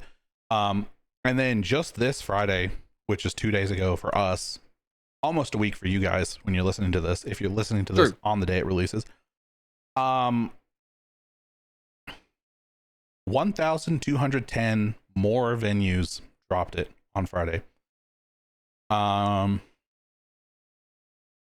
So it launched initially in 2,540 theaters domestically. And now, if I'm doing some quick math, 1,660 theaters have dropped it. So over half of the theaters have dropped the movie completely. They're not showing it anymore. That's how bad it's doing. And I've seen photos of people in the theater, and they'll be the only people in the showing. Like there's no one in there at all. And I've seen people looking at like the ticket sales, like, and showing like, because you buy all your tickets in advance now, and they're looking at the chart of the film, and the whole room is just available. Every seat's available, not a single ticket. So it makes sense that happened, but just interesting to make a note of that. That released March 21st, 2025. And just to give some context, the average theatrical window for a movie is 30 to 40 days. A blockbuster and all-time hit will be 8 to 10 weeks or longer. Flop and facing major competition movies are 1 to 2 weeks. So this is now the 14th So we started recording this on the 13th. Right. So Still a 13th with for me. True. Some in the future. Right. So that lasted what, 2 weeks? The 21st What? to it So almost went a month. It went 3 weeks. yeah, okay, that's fair. It did almost go a month. Or this is the beginning of the 4th week. Although theaters started dropping it 2 weeks ago. Yeah, so they started dropping it in its second week. Yeah. Which is bad for Disney. Yeah, so I'm reading right here. The domestic gross of 81.9 million. That's domestic as of whenever this article is published, which was Friday. So its domestic gross was 81.9 million. Then this is 4 weeks in. And they're saying right here as comparison that Minecraft earned 80.6 million in this last week. So Minecraft earned 1.3 million less dollars in the last week than Snow White has the entire run. Its entire run. That's bad. Well, and so it's saying here, Snow White earned somewhere in the neighborhood of 173 million to date. And Minecraft's domestic total to date is 280.3 million. So it's 100 million more. Just to throw that out there, you know. That's just in the US. That's not globally. That's just here in America. And Minecraft's only been out half the time. A week now? Yeah, like a week. 2 weeks? Okay. I mean, it's been out a week. We're in the second week. Just like we started the 4th week for Snow White, we just started the second week for Minecraft. Yeah. Yeah, so it's been out half the time. That's crazy. Minecraft's been out 10 days and has $100 million more in earnings. Just in America. I'm really curious. Disney can't keep affording to have these blows. Because like Marvel made them a fuck ton of money. Its first year of pumping out its first decade of pumping out movies. It's only been like recently that they've started getting flack. But they're gonna lose a lot of money on that movie. So I'm interested to see what other big projects does Disney have coming out? Because I don't think Moana 2 did very good either, and that just came out, which is Disney, is it not? Yes. Okay, it did all right. Its domestic gross was 460 million, and its worldwide was 1.06 billion. And it's the 4th Disney animated film to pass 1 billion. So it actually did pretty good. So maybe I misspoke on that. Moana 2 did pretty good. Okay. Was there another film they put out recently? Because I feel like there was something recently that they put out that was not great. I don't think it was the Mufasa movie. Perhaps you're thinking of the Lilo and Stitch live action remake coming out. That's probably, well, I don't know. A lot of people were upset about it at first, but I think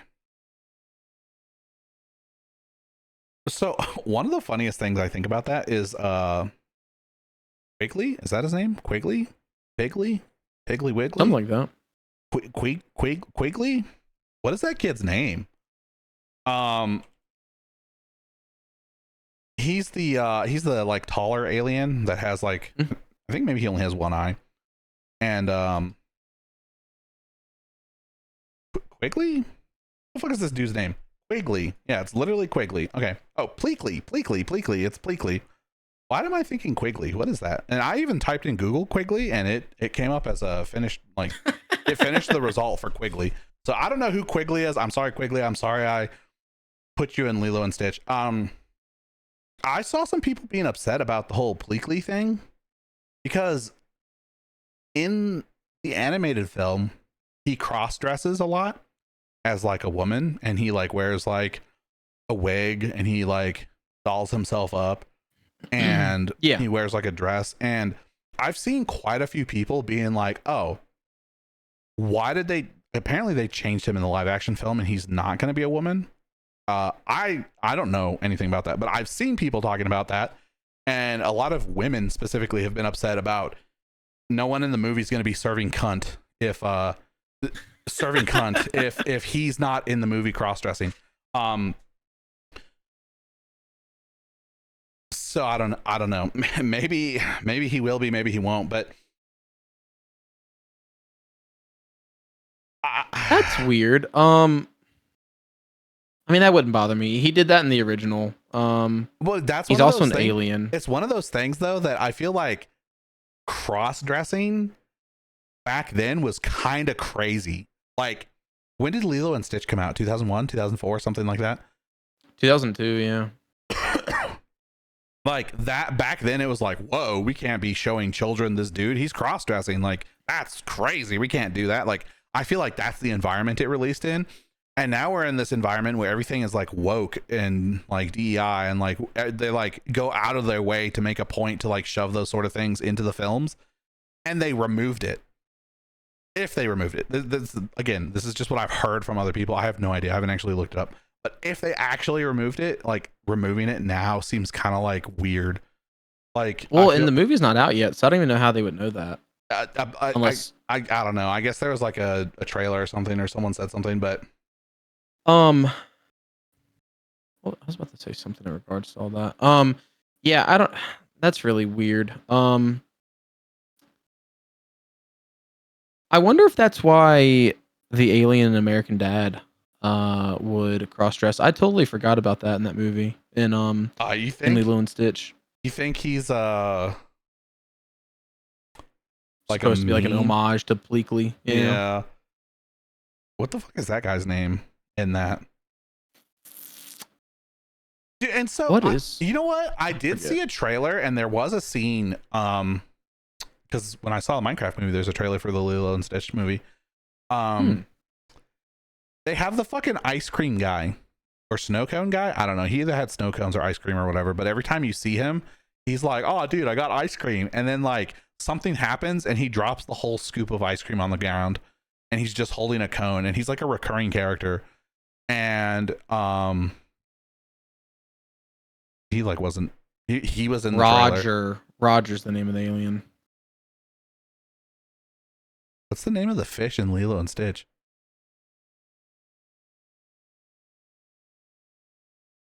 What do you want it to be? Is it also Roger? No, I don't think it is. I think it's like Chuck or something. I need to rewatch Lilo and Stitch. I absolutely adored that movie when I was a little kid. Well, Disney made this change actually. There's this scene where Lilo is running away from Nani, and she runs and gets in the dryer. Okay, because dryers, they open up, they're front facing, they open up, right, like a door. So she gets in the cabinet. Yeah, well, it's not even a cabinet. It's a shelf, like a bookcase or something. And she gets a pizza box and closes a pizza box over herself. Oh yeah. Yeah. And I guess they did that for the safety of children or whatever. But like, if you have an old VHS, it's not edited. But if you watch it on Disney Plus, it will be. There was something with that movie, because at the end of the movie, the alien, instead of them like being on an alien ship, they were originally on a plane. And that released shortly after 9/11. It actually maybe was supposed to come out around 9/11, and they pushed it back to make the edit, but they changed it from a plane to an alien ship. Yeah, well, there's also a scene where it flies between two tower-like structures, and they had to change those to being like mountains or something. Yeah. I remember that. But I also don't know that was necessarily an edit that needed to happen, or if they just felt like they should make an edit because of the political climate and the just the climate in general of how the world was moving at that point. Yeah, so I'm reading this right here. It says fans riot as Disney decides to unwoke Lilo and Stitch. So like people are upset if things are woke. Dude, people are upset if things are woke, and then people are upset if things are unwoke. And yeah, you can't make everyone happy.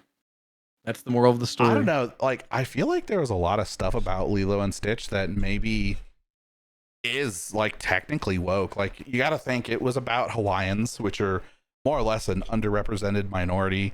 There's always like Hawaiian shirts and like leis and like ukuleles and shit and like all sorts of media, but there's not actually like the Hawaiian people like ever in any sort of like media, right? Yeah. And I don't know. So it gave some like spotlight to that, but then like aliens, I guess. I don't know. But the fact that they're like changing it now is weird. They did a pretty good job picking people for the cast, I think. I know there were some complaints early on about how the people didn't look quite right. But like I think they picked people from like Hawaii or at least like Polynesian or stuff like that you would expect to see in Hawaii. So we'll see how that goes. We'll have to see how the movie does. Yeah. I think people are kind of excited for it. I am. Like I said, I grew up watching Lilo and Stitch.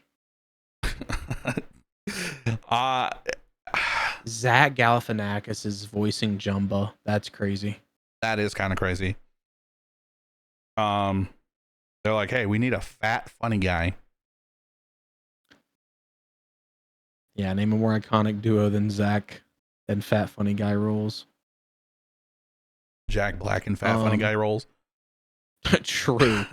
Yeah, I don't know. I'm gonna watch it. I'm looking forward to that. So moving away from movies now, finally. So much of this episode was movie talk. Battle Royale games are finally declining. Fine. That makes it sound like I'm happy for it. I was actually really excited for the Battle Royale genre to be a thing. So it was a good change of pace because like, you know, we had like Call of Duty-esque shooters for so many years. And Battle Royale is obviously like a very different style. Right. And it was very fresh and very new. But I think it's kind of started to run its course. You think so? Yeah, that's at least the way it's starting to seem. Go ahead. So Newzoo's PC and console gaming report of 2025 detailed a number of shifts and trends across the industry. And so one of those moving trends is the battle royale genre. So it's indicating that the genre has shrunk in playtime, going from 19% of playtime in 2021 to 12%. Which is like a weird metric, like playtime. But so it cites its game performance monitor, which looks at 37 markets, excluding China and India. I don't know why it excludes them, across PC, PlayStation, and Xbox. And it's indicating that as a pair, shooter games and battle royale games routinely account for 40% of playtime. And so that metric, as battle royale shifted down, shooter shifted up. So, and it's only a 7% shift. Fortnite went from a 43% share of the battle royale genre in 2021 to 77% share, which is kind of crazy. Not really. There's a lot of things which, you know, I play battle royale. That's like all I play, right? True. There's a lot of things that have really completely fucked the entire genre that companies keep doing and keep pushing. So first of all, we have things like extraction shooters, which are very like not, I mean, they are similar sort of, and like it's kind of like a one life mode type of game. And then like there's like the concept of like looting, which is battle royale esque, and some extraction shooters even have like a storm or something like a battle royale game. But there's a lot of extraction shooters, like Marathon, for instance, which was just showcased on Friday. True. That's Bungie's newest extraction shooter, right? So they were going to make, I think they had plans to make a battle royale and they canceled it recently, so that should tell you how that's going. Don't quote me on that. That might not be exactly true, but it was only ever leaks and stuff. But I think it was a battle royale, if I'm remembering correctly. The real thing though is that there's a huge shift moving towards extraction shooters, and then there's also the fact that like hero shooters are kind of getting big. I mean, Overwatch came out and Overwatch was kind of big, and then Overwatch 2 was pretty big, and now we have Marvel Rivals, which is huge, right? But those aren't the only hero shooters. There's also things like Valorant, for instance, which is technically a hero shooter. But it's not. I would throw Rainbow Six in that as well. Rainbow Six got really huge too. Yeah, but Rainbow Six and Valorant are more like they're like one life game modes, kind of like Battle Royale, but it's like you play rounds. So it's just search and destroy all the time, right? Like COD search and destroy is what I'm talking about. And so I forget what those are called. Those are not arena shooters, but they're a type of arena shooter. And those are kind of getting big too, because like we've always had CS, then there's Rainbow Six, and then there's Valorant, and then there's been a bunch of new like breakaway ones, like Fragpunk, for instance. True. And then Fortnite added a mode called Ballistic, I think. Fortnite. And that's like the same. That's the same thing. Like it's a round based like team one life game mode sort of game mode, and you I think between all like the shift moving sort of that way is one part of the reason that's shifted. But I think another reason that there's been such a big shift is the fact that battle royale games kind of take a long time to play, right? You can't just sit down and like play a battle royale match if you're planning to win, because if you win, it's going to be like 20-30 minutes. Yeah. But if you lose, you could lose as quick as like 1 minute and you're out, right? Yep. Starting the next matchup. Yeah, you could land, bye back to the lobby. And so I think that variability, that it's such a variation in how long. I think that playtime aspect has a little bit to do with it, with a lot of casual gamers. Like they want to sit down and play one match, and then if they just get stomped right away, that was their one match, right?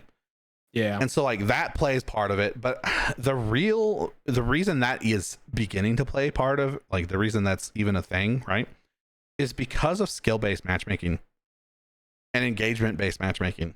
So there's so many systems and things in gaming now that are designed to like keep the players on the game, but not necessarily playing the game.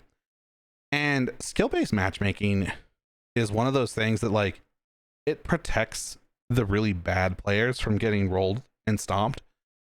And those really bad players don't know that they're being protected because they're still getting rolled and stomped. And they don't feel bad when they get rolled and stomped because they're just playing a game. Haha, it's fun. They're not trying to get better, right? Because the players who are trying to get better are going to be in a higher skill-based bracket. Like that's just how it works. And skill-based matchmaking is really alienating a lot of the hardcore gamers who would normally want to be playing those kind of games. But if they have to sweat all the time, they're going to end up gravitating towards something like Valorant, where their whole team is sweating the whole time instead of just them by themselves or like their friends, And that's the other thing, is because of skill-based matchmaking, a lot of friends don't play anymore. Like when Modern Warfare 2019 came out and Warzone came out originally, the COD's free battle royale, right when it launched, I had at any given time 30 to 40 people just on PlayStation who are on the game playing. There's no cross-platform at all. And so I had tons of friends who were on the game on just PlayStation, right? And I mean, I guess there was technically cross-platform, but I was playing with that off because the PC cheaters. And then when I moved to PC, like now, because Daniel and I, old Danksaroni and I, have gotten pretty good at this sort of game. I mean, he was always kind of good, and I've gotten a lot better. We can't play with any of our friends really, and our friends have fun. We can have fun because I can hang out in his lobbies and I'm okay. Like I'm not doing great, but I'll manage.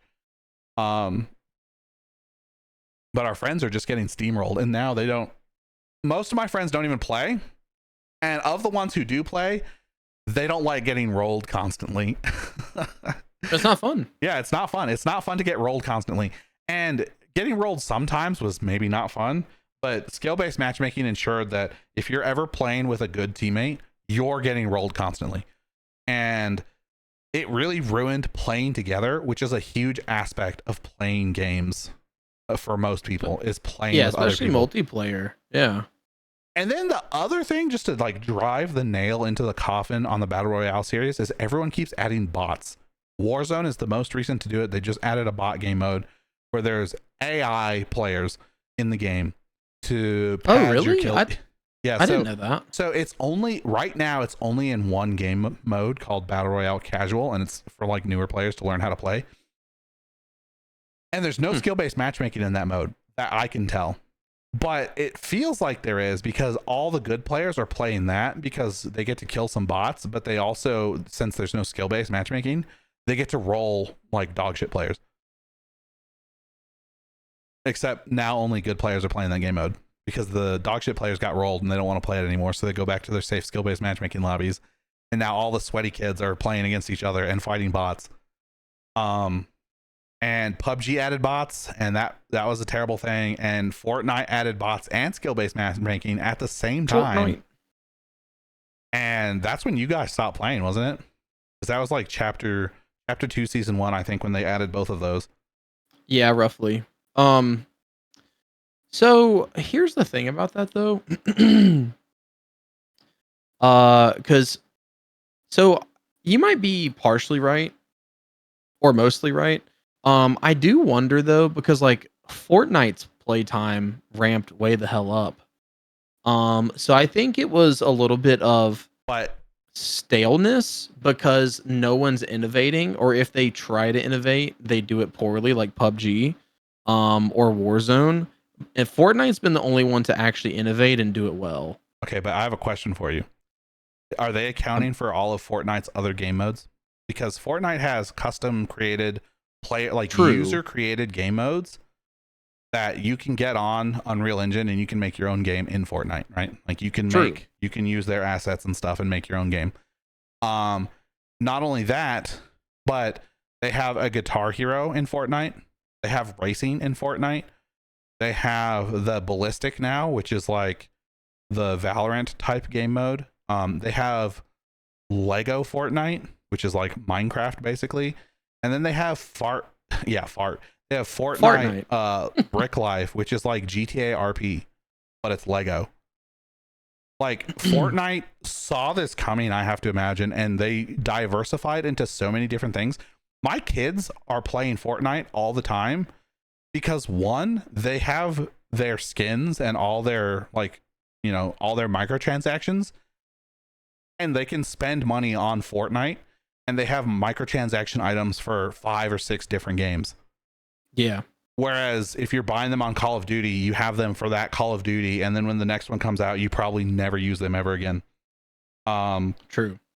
And so, like, not only does it like entice people to spend money on microtransactions, but it's also got so much variety that, like, yes, it's Fortnite, but they're always playing something different. I've seen like horror games where people make like the Backrooms, or like Five Nights at Freddy's, or like Fortnite has a first person mode now where you can have like first person. Someone made a Nuketown map in Fortnite where it's you cool. Basically play Call of Duty in Fortnite. That's cool. Yeah. And so how much of that is accounted for Fortnite's numbers going up in the BR genre? I don't know for sure. It just says Fortnite went from a 43% share of the Battle Royale genre in 2021 to a 77% share in 2024. Because if it's just Battle Royale, that's kind of crazy, but it makes sense because COD really dropped the fucking ball. COD really shot themselves in the foot. They went too hard into skill-based matchmaking, and their game has just been really shit. And they haven't done anything about cheaters. They haven't done anything about game breaking bugs. Like they just don't do anything. And in fact, recently they unbanned a whole bunch of cheaters because they false banned like a couple people over this one thing, and they couldn't isolate which accounts were false flag banned. So they just unbanned everyone who got banned for that reason, which happened to be like a like 100,000 cheaters over like the course of 2 years or something. And How long do they hold on to those accounts though? I'm curious. I don't know, because most cheaters will get an account banned and then they'll just buy a new account. Yeah, so that sounds detrimental, but I wonder. I mean, I'm sure some of them probably still had access to those accounts, but I wonder how many of them. Some of them, because some of them actually tweeted like, "Hey, I got an email saying I was unbanned on COD. I'm cheating again on COD." Perfect. Yeah, and they tweeted about it because like they're kind of proud of it. They're like, "Hey, I'm Yeah. cheating on COD," and Of course. we know some people in our friend group who have friends who just cheat all day and they've never been banned once. Perfect. Yeah. That's crazy. Yeah, I'd be curious to actually look at a breakdown of that report to see, like you said, is it so because Fortnite is so diversified? Yeah. If it's just people being on Fortnite, like that's not necessarily battle royale. It could be inflating that number. Yeah. Yeah. Falsely. But still, though, it's just kind of interesting to see because like Fortnite was one of the first battle royales. It wasn't the first, but it was one of the first, and it's just crazy to see it still standing like this long.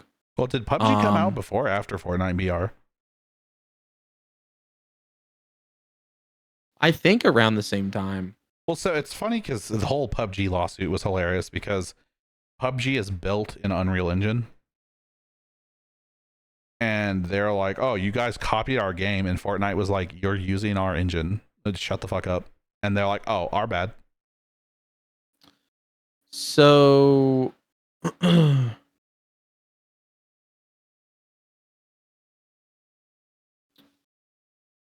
getting conflicting reports about PUBG.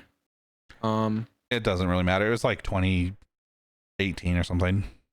2016, 2017, 2018. So it looks like PUBG originally March 23rd, 2017, and Fortnite was September 26th of 2017. So they were being developed consecutively. Yeah.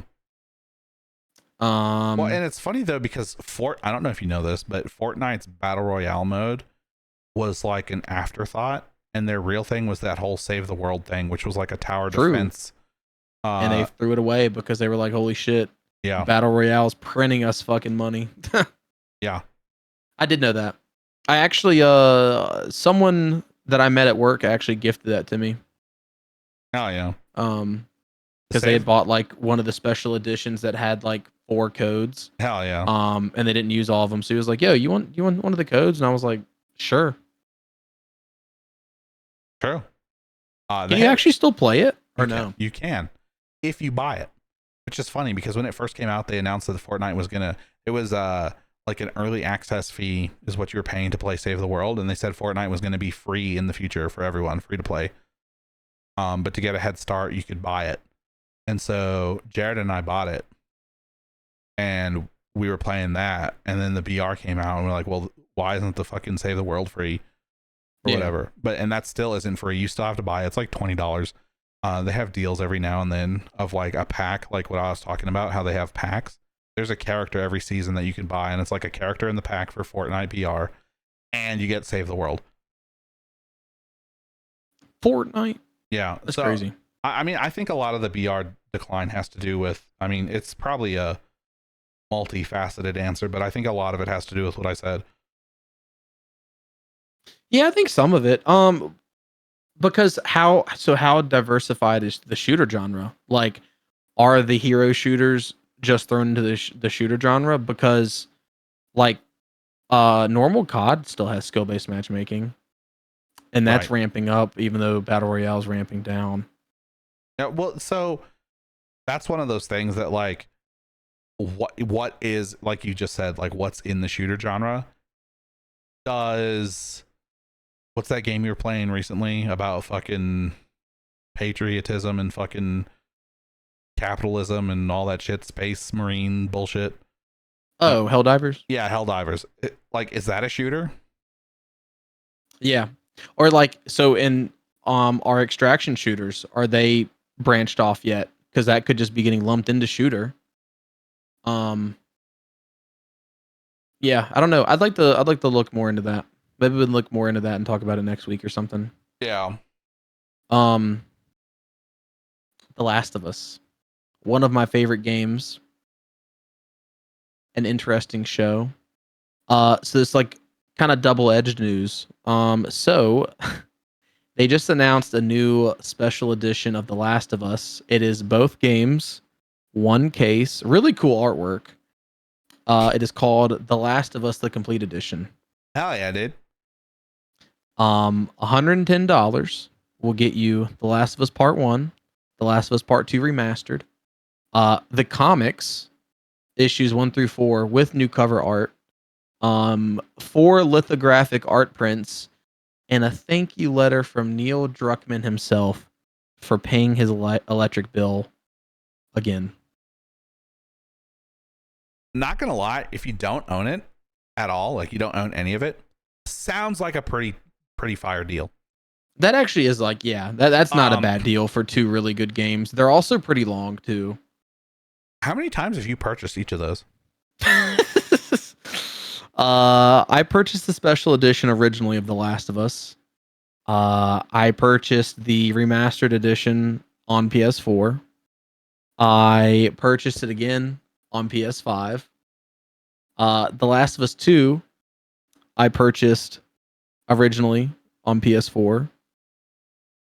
And then I repurchased again for PS5. So between both games and all the systems I have purchased it 5 times. And you don't own them on PC? Not yet. I'm waiting for a good deal. Yeah. So 7 times total. Maybe you should just buy the bundle, dude.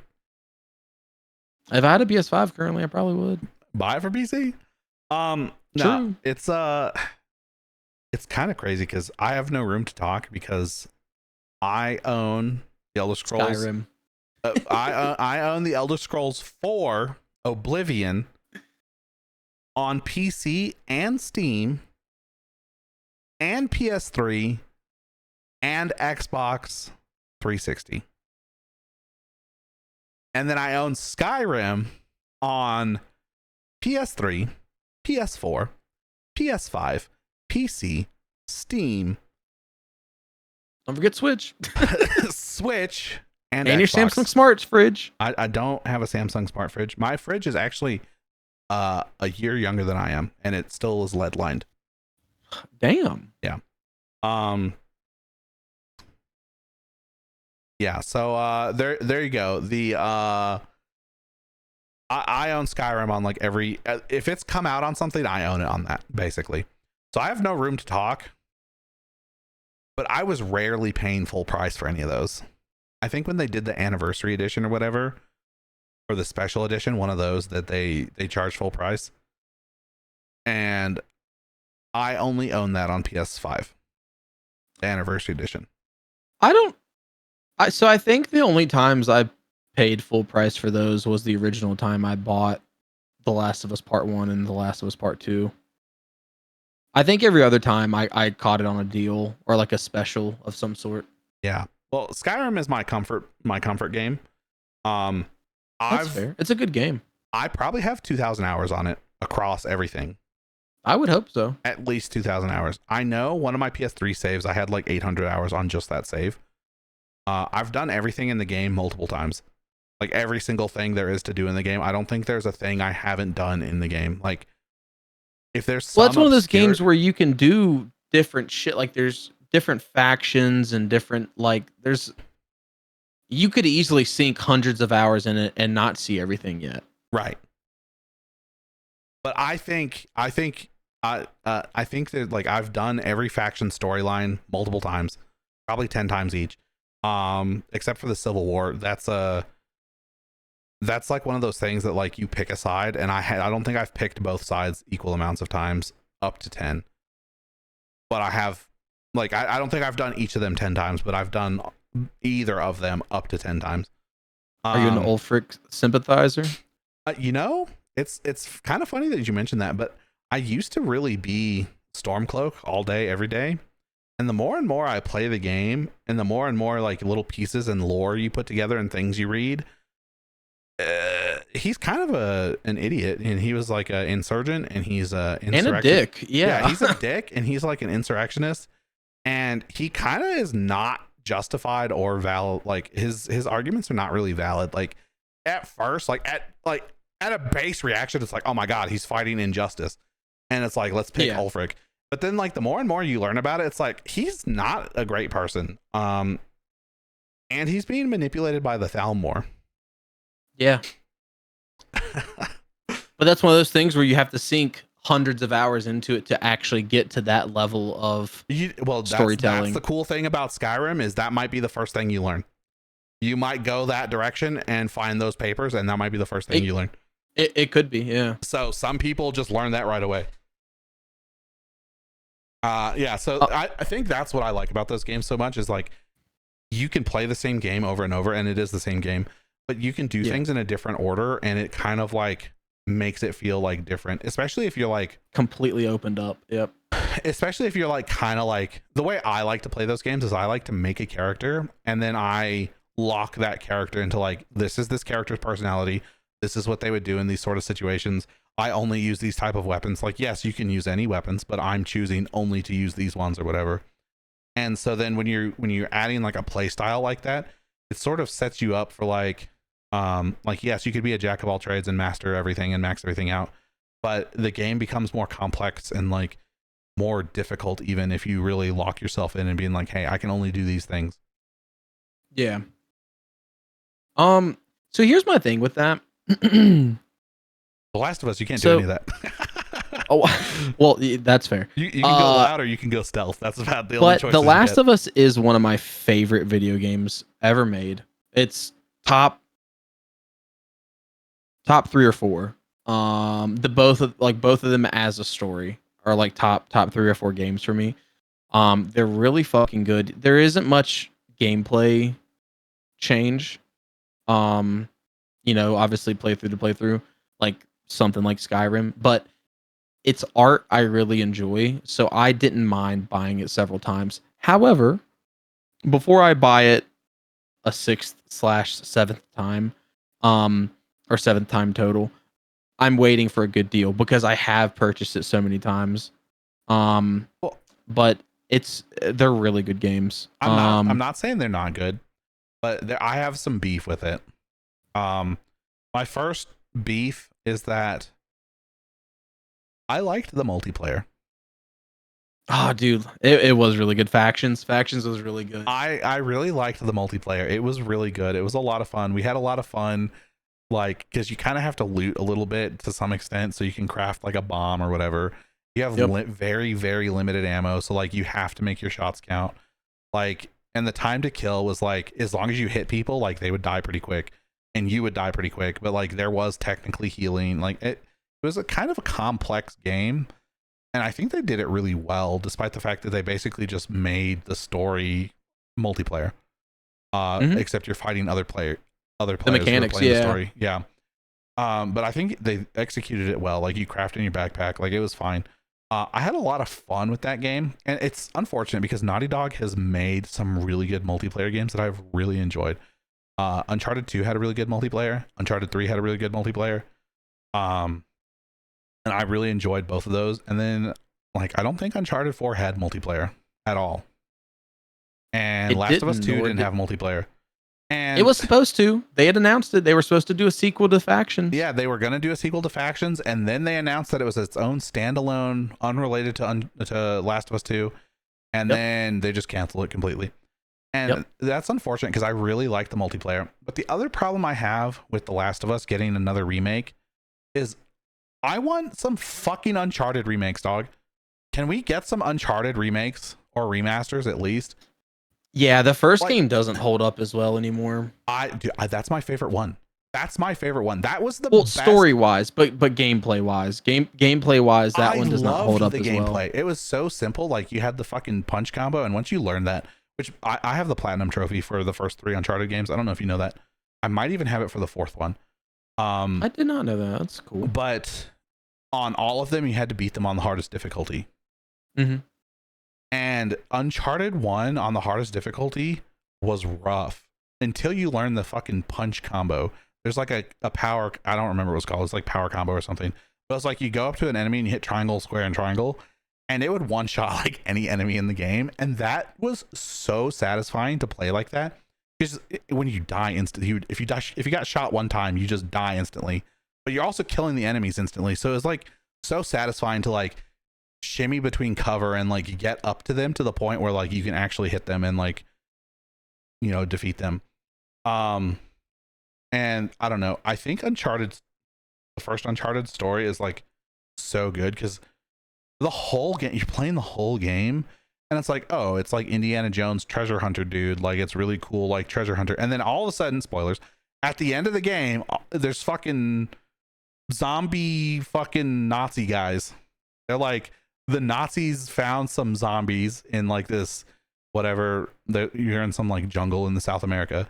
And the Nazis found these people, and they like all the Nazis in this base died to these fucking zombie dudes that they breathe this like gas that turned them into like what runners are in The Last of Us. Yeah. But like they don't die instantly, and they're kind of scary when you first encounter them. And now the guys you've been fighting all game are almost like your ally, because you have to like try and get out, but they're still trying to kill you, but they're also getting killed by the zombie guys. And then on top of all that, the guy that's like the main villain is trying to escape with the thing that turned everyone into zombies. And so you went from trying to stop a guy from like desecrating a ruin to you're trying to stop him from desecrating a ruin while you're going to desecrate it yourself, to you're literally saving the world from the zombie apocalypse in like the last hour of the game. And that's true. I don't know. 2 had some supernatural aspects to it, which was kind of cool. And then 3 is like where they really deviated, and there's no actual supernatural things happening. Like there are supernatural things happening, but you find out later that you're just hallucinating the whole time. So 1 was the search for El Dorado, right? Yeah, I believe so. Okay. Like that, it ends up being like a statue or whatever, right? And that's what was causing the... Yeah, okay. I think it was this Fountain of Youth, technically, but... Or something like that. Because 2 was... 2, you're looking for Shangri-La. Yeah. And then 3, you're looking for... I don't know, Desert Atlantis? I don't fucking know. 3 kind of is where they started losing the plot. But then 4 was really good because it was like set in the Uncharted universe, but it was more like you're trying to rescue your brother. Yeah. So that was kind of good. The Lost City of Ubar, also known as the Atlantis of the Sands. Yeah, okay, that's what I told you. It's the fucking Desert Atlantis. Which you find, by the way, and then it all fucking collapses in fucking quicksand. Spoilers. True. Those games are really good. I really enjoyed those games, all 4 of them. They are really good. Those are some of my favorite games ever, and I personally might put those above The Last of Us. I mean, The Last of Us is really, they almost don't compete because they're different genres enough. Like The Last of Us is kind of slow and like gritty and like kind of scary, and you know, it's real tense.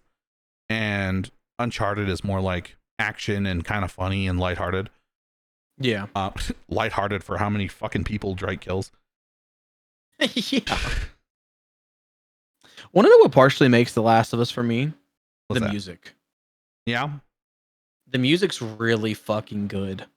It is really good. It is. The artist or the composer is, I think his name is Gustavo Santaolalla, I believe is his name. And they actually get... So I probably butchered his last name, but yeah, that is roughly his name.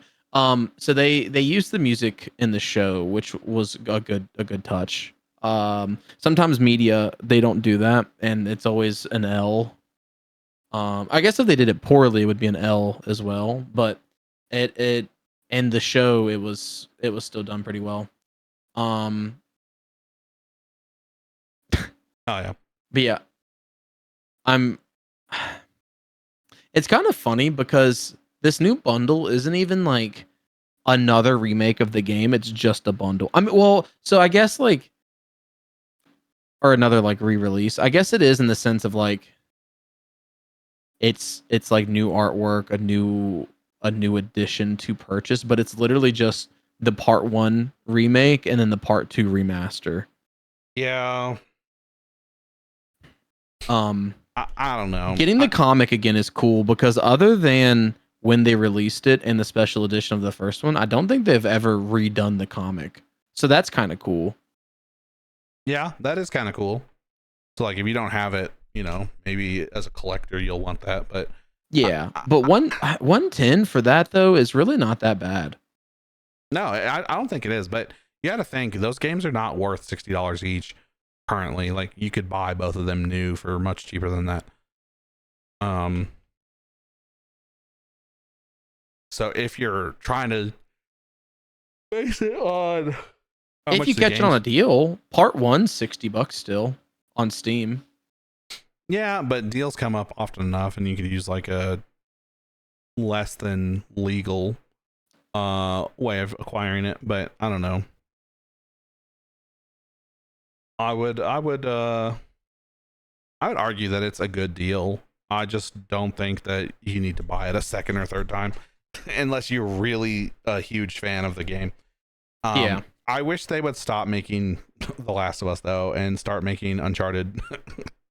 Yeah, no, I'll give you that because considering they've re-released all of those several freaking times a piece and they've only ported Uncharted 4 to PC, that's it. It's a little insane. They definitely could port 1, 2, and 3 to PC. Yeah. And like just remaster them. That'd be really good. Like Uncharted 4 didn't need a remaster because it came out on PS4 and it looked very good. I mean, I guess you could make the same argument for Uncharted. I mean, for The Last of Us 2 though, because that got remastered. Yeah. But we have Uncharted 4 already on at least Steam, so just remake 1, 2, and 3. Agree. The Last of Us Season 2 just actually released today. True. It premiered April 13th. And I already saw someone on Reddit fucking clowning on the show. Oh, really? I haven't seen anything. I mean, obviously know the story, but what's Ellie's actress's name? It was Bella Ramsey. Yeah, it was specifically about Bella Ramsey and the fact that I'm not going to comment, but it's just on the way she looks, and the they were saying that like her acting is not great. Like, is season 2 starting where the second game started? I am assuming so, but I have Okay. suspicion to believe it's not going to play out the exact same way. From the what game I plays saw out. was her and Tommy getting on the horses to go, and this is spoilers, I guess. Basically their criticism was that for what had just happened, her acting didn't fit how her character would be feeling in that situation.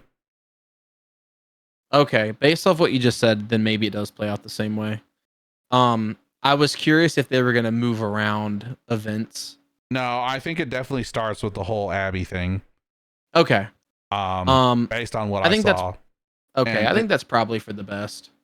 Well, that it probably is for the best, but I'm just saying the critique I saw was that the person said that Ellie, having just experienced a loss like that, was just like, oh, let's go on an adventure. Well, here's the thing though. I mean, we talked about this because we just watched partied season 1 in the Discord. There's several scenes that they 1-for-1 copied from the game, and she just did not carry the same weight that Ellie's voice actress does in the game. And they're really emotional scenes. Like specifically the scene when she finds out Joel's just gonna fucking drop her off. Like she's grown attached to Joel, and so she's sad. Oh, I didn't get to see that part. I was absent. Oh, you were gone for that episode? Yeah, I was gone wow. for that, That's and funny. I was gone for the Peter File episode with Nolan North. Okay. So she gets upset that Joel's like, you know, fucking just dropping her off basically. And it's very flat in comparison to the game. So I'm not surprised that she didn't take any acting lessons in between seasons, I guess. That sucks because like Is I it the just acting lessons or the autism? um Maybe she was emoting as best she can. I don't know. maybe. I don't want to throw any shade at her or say any reasons or like say her being autistic is why. Um I would rather prefer to throw shade at the director for seeing that and then being like, yeah, that's good. Yeah, I agree with that. And at least you're not baselessly accusing her of being autistic. She actually outright stated she was That's the only autistic. reason. So, That's the only reason I mentioned it is because she mentioned it.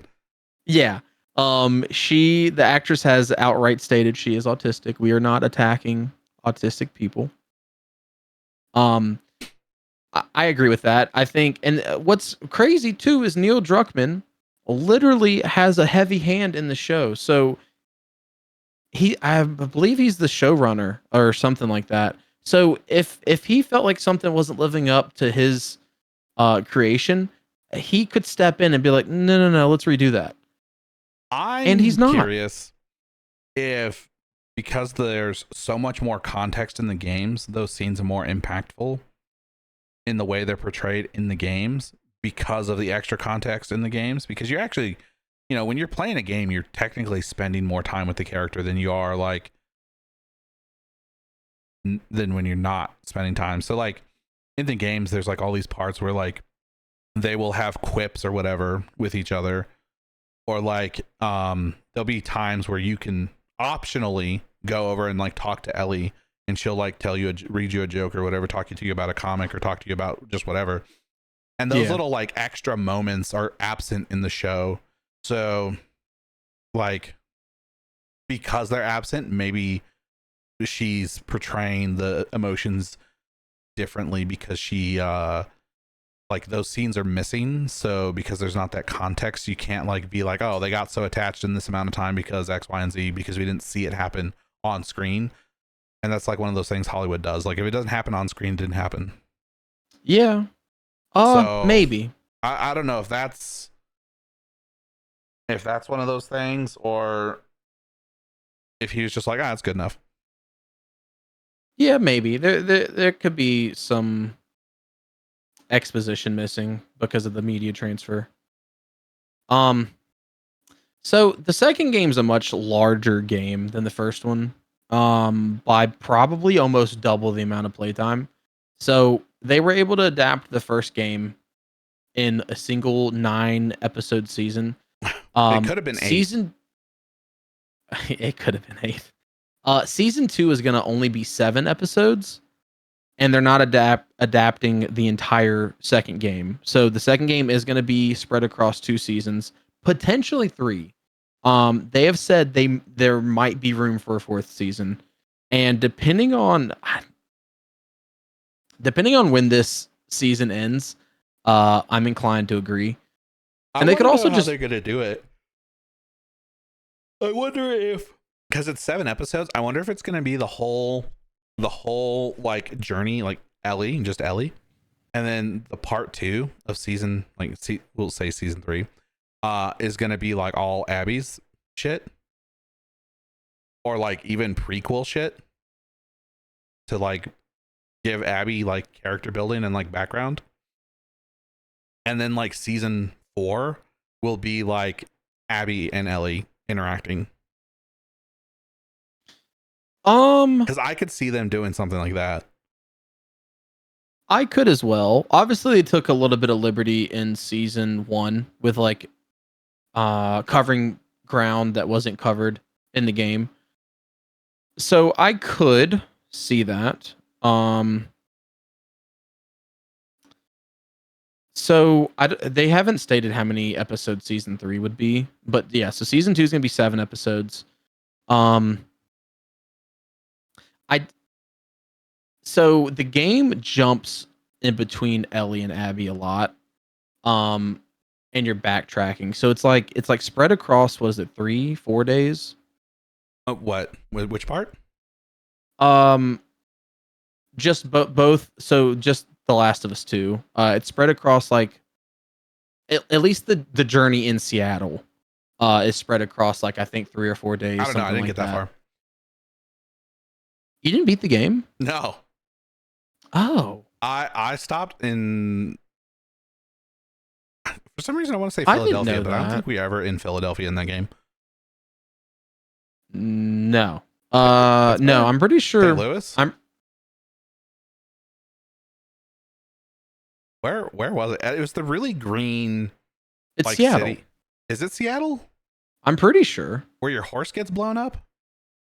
Spoilers. I'm before, fairly certain. It's before Tommy catches up to you.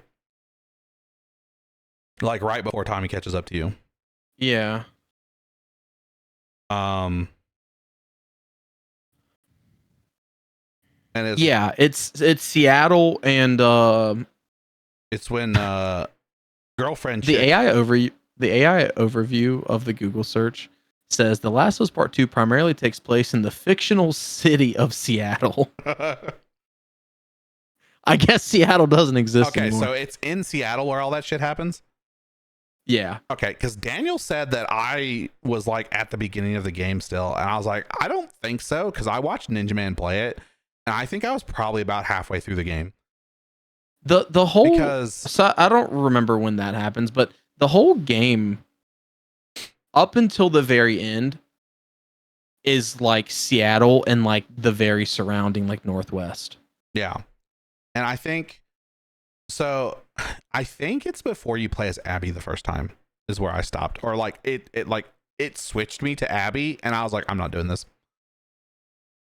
Oh, someone made a map of the journey. That's kind of cool. And so I think it's when you switch to Abby and you're playing as her for the first time when she's like younger. Is that the first time when you play as her? Is she younger in that? Because you play as her a couple times and they're like different times. It jumps back and forth. Yeah, I don't remember for sure. So the very first time you play as her is like the very beginning of the game, I'm pretty sure.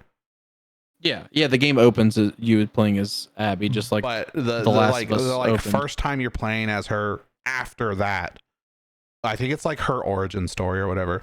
Because I got to the part where, what the fuck is the girlfriend chick's name? Dina. I got to the part where Dina is like, oh shit, I'll distract them or whatever, and then you split up with her. And then Ellie's on her own for a little bit, and then you go underground through this tunnel, and there's like, it's the first time you run into one of those fat guys. You know what I'm talking about?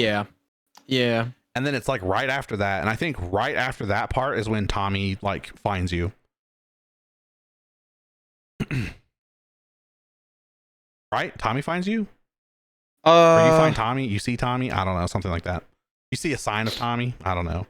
I think you see a sign of Tommy. I didn't play that part, but like it's the first part where there's like an open, like I wouldn't say open, but it's like the first part after Dina splits with you that you have like an open like area, and it's a big area you can ride your horse around and like explore a bunch of different little things. Which Daniel said was like the beginning of the game still, so I don't know. Maybe it was, but so I feel like you were probably roughly around half-ish way. That's what I thought. So I'm pretty sure season 2, if they're gonna break up the show into 2 seasons, for the second game, I think what they should do is the second season should be all of Ellie's journey up until the turning point, and then season 3 should be all of Abby's journey. Yeah, that's what I just said. Covering up to that. But they're going to have to like add a whole bunch of filler or like a whole bunch of just new stuff if they're going to do season 4 covering what happens after they meet. Cuz there's not much gameplay left after that point. I mean, that's true.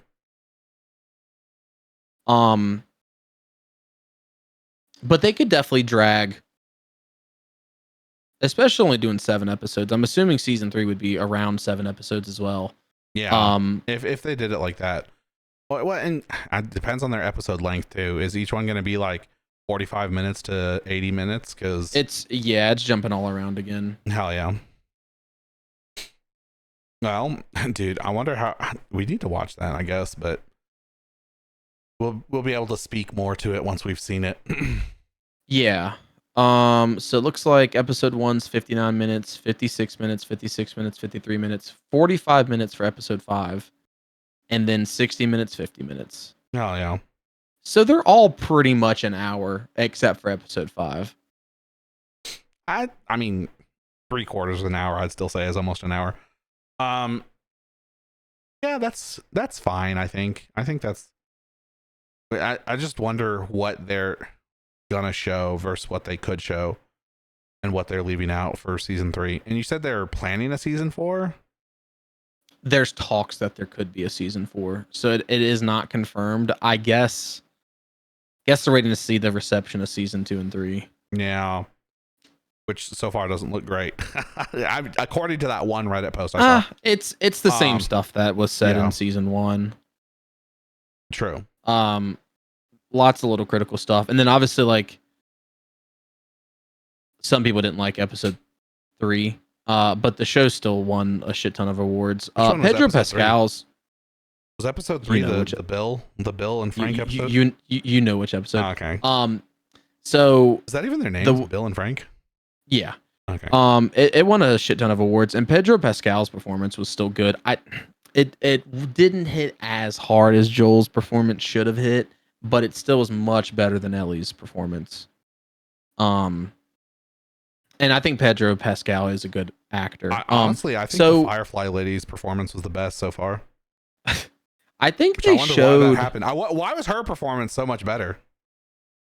Is it because she was the Firefly lady? Probably.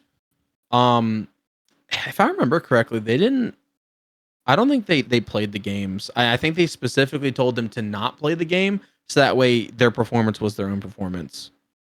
Okay, that makes a lot of sense on what I saw today on Reddit about her not feeling the correct emotion. Which that's the other thing I was thinking of is the perspective of someone who has played the game. How do they watch it versus how does someone watch it who hasn't played the games? Yeah.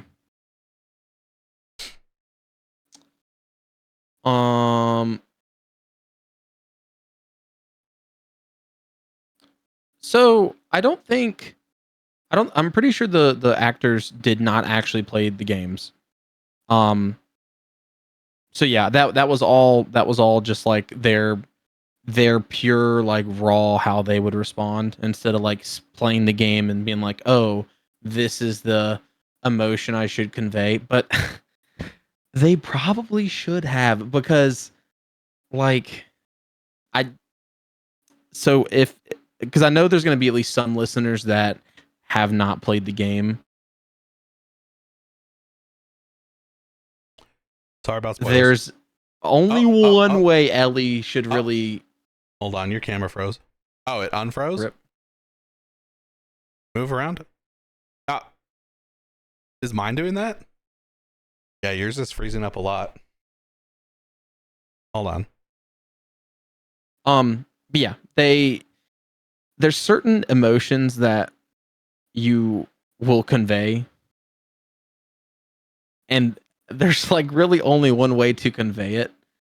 And they should have had Bella Ramsey play the game, I guess, because evidently she conveyed it in the incorrect way based off what you said you saw. Yeah, what I saw. We haven't watched the episode yet, so this is not our opinion. This is just what I saw someone else saying online. So yeah, we'll update you next week, I guess, after we watch the episode. And let you guys know. But based off of Bella Ramsey's performance in season 1, I'm assuming it's probably not a far-fetched opinion. But I will make my own opinion. Same.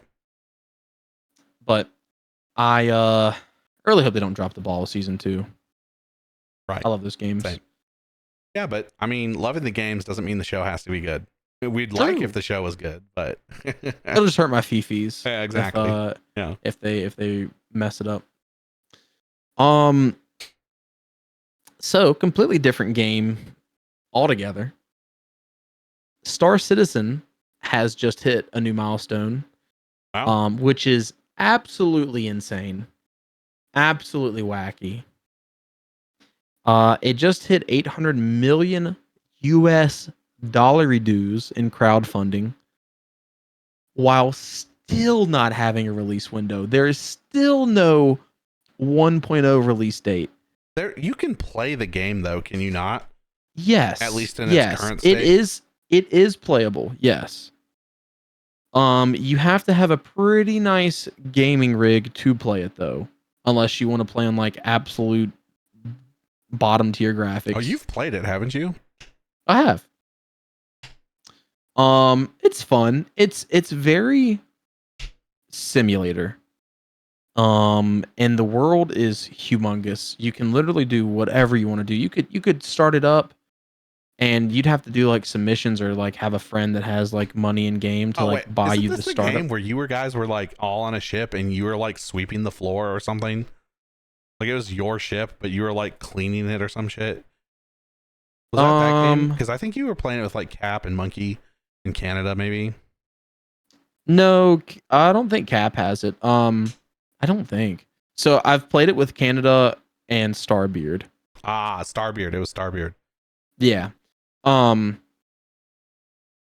Yeah, the game's absolutely crazy. So like you could literally like just set out and like be a miner, and I don't mean an underage person. I mean you're mining for ore I wish you or would stop materials. making that joke, dude. You can either be a miner, you could go be a space pirate, you could be a whatever the antithesis of a space pirate is. Vigilante, space vigilante. You'd be Batman. I don't know.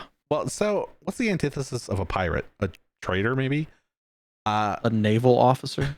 Yeah, the Navy. So pirates are just privateers who no longer have licenses for the most part, but sometimes they're actually just pirates who are scoundrels and up to no good.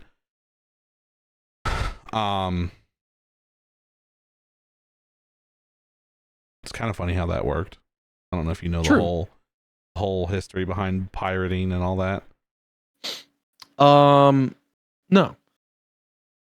So still no release window, which is insane.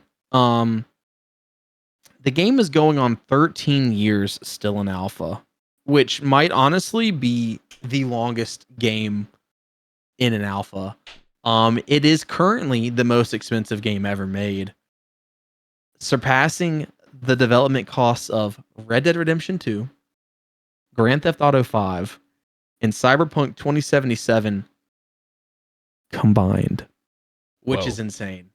Well, Cyberpunk released in such a state, did they actually have that big of a budget? It did. It was all to pay Keanu. That's what it was for. True. No. So I have the numbers of all of them. So GTA 5 was roughly around 137 million to make, which at the time was the highest. And then you have Red Dead 2, which various sources, I don't think they have like a concrete number, but it's somewhere between 170 and 240 million. And then Cyberpunk and its total cost to develop. So this also does have the marketing number, and this includes updates and DLC, is somewhere between 436 million and 441 million. It's a lot. Star Citizen is double that one. It is insane. Yeah, that is pretty crazy. And especially for it to still be an alpha, at this point, I don't think they plan on it. I'm gonna be completely honest with you. I think at some point, probably halfway along the way, they were like, "Oh, they're gonna keep throwing money at us, and we don't actually have to release the game." Well, are they doing the live service thing? Yeah, and like they wipe it and stuff like that. So like you can purchase ships in game either through like money. So like you can actually put your own money and like purchase like in-game credits to purchase ships, or you can like grind and earn the money and buy the ships. So when it wipes, you don't lose your ships. Which is cool. So that kind of gives you a leg up. So like if you play it pretty frequently throughout the years, like you'll eventually like, get ships and stuff like that. And so like there's like different classes of ships. So like, you have mining frigates and you have like privateer frigates and you can even like run around, so you can like it's like futuristic cash app. It's really funny. You can like run around like accepting distress calls. So like you actually have to like fuel your ship up and stuff like that and like arm it. And so there's like gas frigates. There's like actual fuel frigates. And so you could like buy one of those and like just fly around accepting distress beacons, because people will like sometimes run out of fuel. And so you can like accept the like beacon and like have them wire you money to come bring them gas. It's so funny. Hell yeah, dude. It's super simmy. And it's one of those things where like unless you're gonna sink full-time job amount of hours into it, there's kind of no point. Like Yeah. it's so realistic, because like there's keybinds, and like I wanted to get a flight stick for it because flying would be a lot easier. But so like there's keybinds to like you actually have to like hail for the dock. And they have to like send you like a beacon or whatever for you to accept to actually be able to land at the dock. There's like AI space police. So like if you come hauling ass into like an area, they're gonna like need to search you, like search your ship. Dude, it's insane. So the game is a lot of fun. It's No Man's Sky, but simier. Yeah, simier. Oh yeah. I did like the game. I haven't played it in a little bit, but I did like the game. It's crazy how much money has been sunk into that game, and to just know that it's still in alpha. That is kind of silly. 13 years is crazy. I mean, not as long, but 7 Days to Die was in alpha for quite a while. I think it was like 7 or 8 years or something like that. As was DayZ. So yes, in terms of length, it was in alpha, for like, close to the amount of time, but not monetarily. Yeah.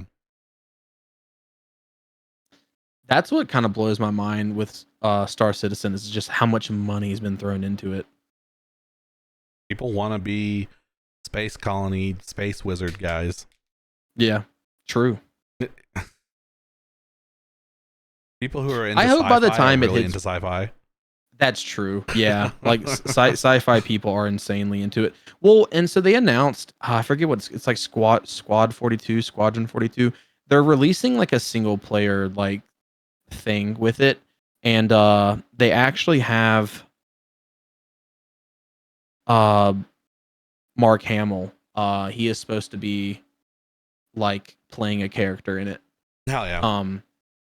So that's kind of cool. And so I'm sure some of the development or some of the money has went towards that, I'm sure. But talking about sci-fi people and their sci-fi, my cousin has a sleeve of sci-fi shit. She's got like a TARDIS and like an X-wing or something, and then like whatever the ship from Star Trek is called, and then something from like Starship Troopers, and like just a bunch of stuff like that. But it's also like space, so like the whole tattoo is like space, and then all that stuff in space. It's like her whole arm too. Shout out space. That's pretty cool. So moving into real world talk now. No more games. No more silly games. Yeah. Sucking up tons of money. Yeah. So actually, ironically, these next two topics are specifically about China. Hell yeah. So China is considering banning the import of US films, which when I originally heard that, I was like, Oh, that's probably actually gonna hurt the film industry like quite hard. Um, and so obviously like I did like some research into it. Most of Um, our films are already banned in China. so yeah, and so it's been like a 3 decade long period. China only imports 10 Hollywood movies per year. Oh no, what are we gonna do? Yeah, How many? like I mean, but how many? only 10 films. But how many Hollywood films are we putting out every year? Because So it's that's a good it's question. probably not much more than 10. It's certainly not 100 films a year. I would accept 30 as a number. Hollywood specifically though, I would say it's closer to 10. Um, so from major studios, it's usually about 80 a year. 80 per studio, or all that's an aggregate of all major studios. Like an aggregate, yeah. Okay. So that's an aggregate of major Hollywood studios. It's That's usually around 80 movies per year. bro. How many of those are in theaters? Because it's not all of them. No, I think it is all of them. That's crazy. You're telling me that how many fucking films have I just not seen because they're don't get advertised?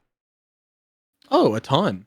Well, like look up your what the fuck? My theater's only Look, ever showing like 3 or 4 films at a time. Yeah. that's weird. All right, I'm gonna read you off mine. I'm sure it's more than that, but like I don't know how many are actually Hollywood films, and I don't know how many. Here, I'll look up the biggest theater. So I have Here. 12. Look up like your local like Regal. You have Regal there, right? Yeah, we do. It's kind of the shittiest theater. I'm gonna Right. look up the our biggest theater real quick, and I'll tell you what we have. We've got 1, 2, 3.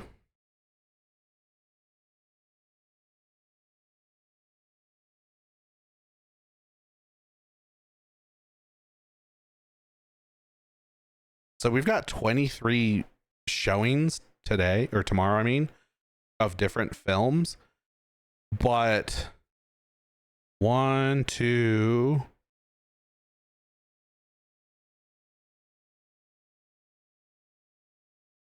um 5 of them are related to Easter.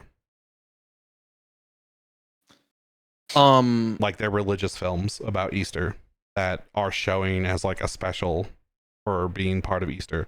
And some of these are like re-shows. Like one of these is a like a remake or whatever. Not a remake, what is it?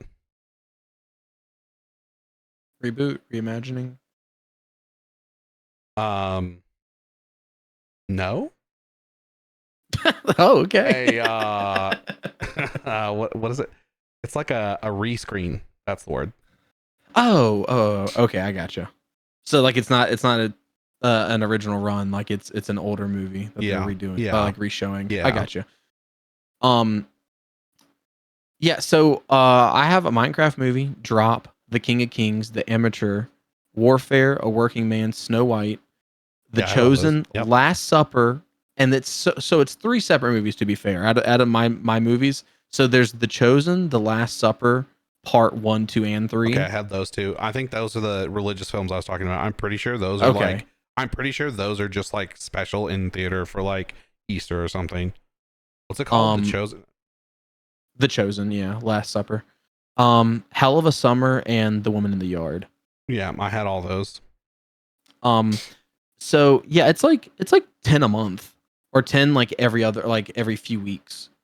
So 10 a year is like a drop in the bucket. Okay, so the thing about that movie is it's not necessarily a limited run, but it's not a Hollywood film either. Hollywood did not produce it. I wouldn't say. I would say I would say the studio that made this is not Hollywood. Which a lot of religious films are not Hollywood. They're usually independent. Yeah.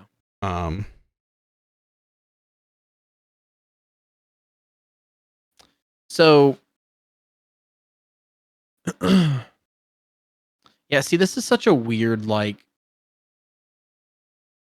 because the thing specified Hollywood movies. So like I think indie films they probably don't even skip. They probably don't even import indie films because they can't screen them for being anti-China. That's true. So in the U.S. and Canada, about 569 movies are released in theater. Were released in theaters in 2024. God damn. And 506 in 2023. Okay, so it's a substantial number. But those aren't Hollywood movies, right? though. But those That's are just movies in general. Yeah, just movies in You general. said the studios are releasing about 80 a year. So Yeah. there's a lot of indie films. There's a lot of like probably straight to DVD films. Not that DVD's a thing anymore, but like they release it and it's not in theaters. It's just streaming, right? Yeah. Yeah, which is kind of crazy. And how much of that number counts remakes or like remasters? Like they put a collection out, like, oh, here's the Saw collection. How much of that, like if they put out like a Saw anthology, how many, like you're releasing all the films again? Do each of the films count as like a new film being released because it's like this an anthology? Specified in theaters. Oh, it does specify in theaters? Okay. Yeah. Yeah, it says in the U.S. and Canada, about 569 movies were released in theaters in 2024. That's a lot. 506 in 2023. That is a lot. I feel like I don't see that many movies go through the theater, but I mean, if you put all the like the weird stuff that's in there for like a week or something, I guess it could make sense. Or like there's like anime movies that are in there for like 2 nights. Yep. Yeah, so but yeah, 10 movies a year is what they're importing. So I guess it must be like the top 10. Like I'm sure Avengers is always up in there. Or like Marvel movies. I'm sure maybe. Like stuff like Mission Impossible. That's crazy.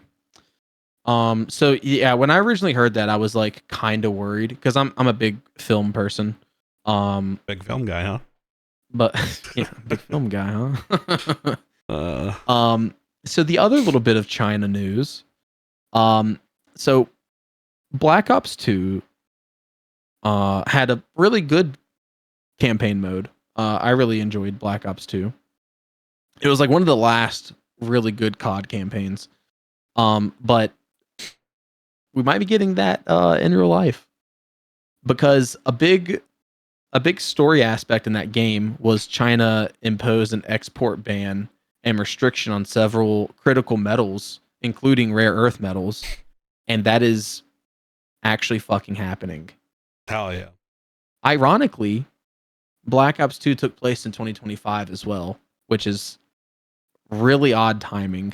Time traveler. And when did Black Ops 2 come out? Like 2013? That sounds right. Nah, because Black Ops 1 was 2011. 2012. Oh, it was 2012. Oh, so yeah, Black Ops 2 came out in 2012. Okay, so 2011 was Modern Warfare 3 Ghosts. One of those. I don't remember. I think it was Modern Warfare 3. Anyways, moving on.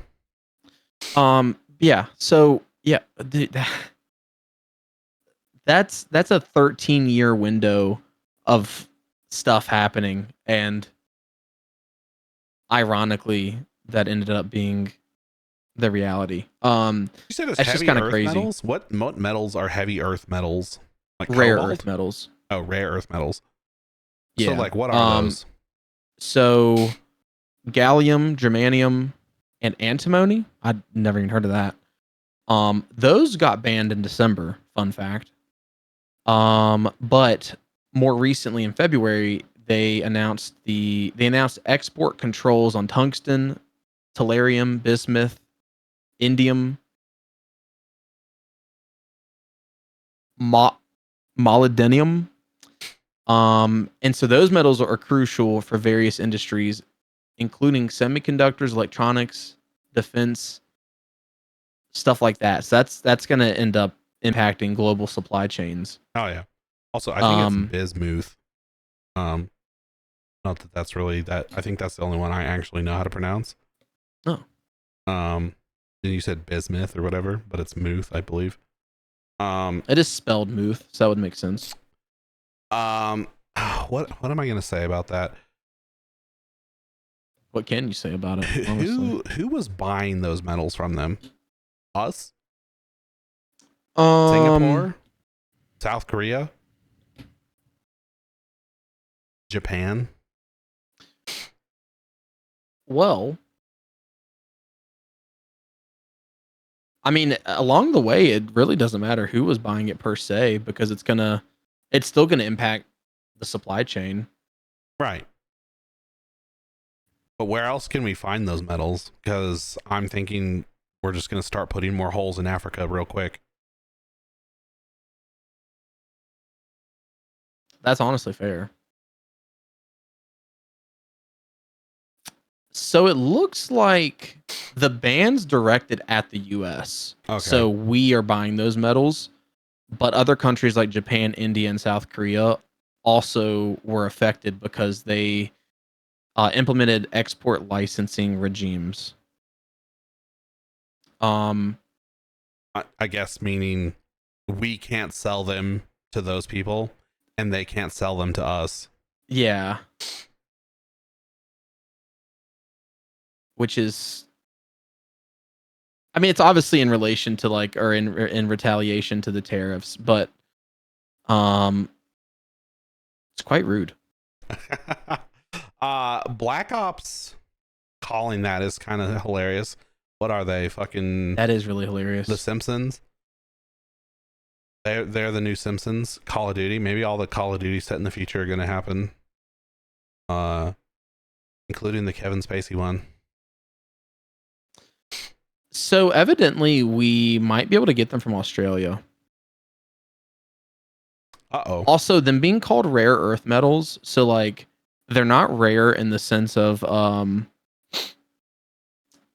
there's a very small supply. They're rare in the sense of it's super hard to mine, evidently.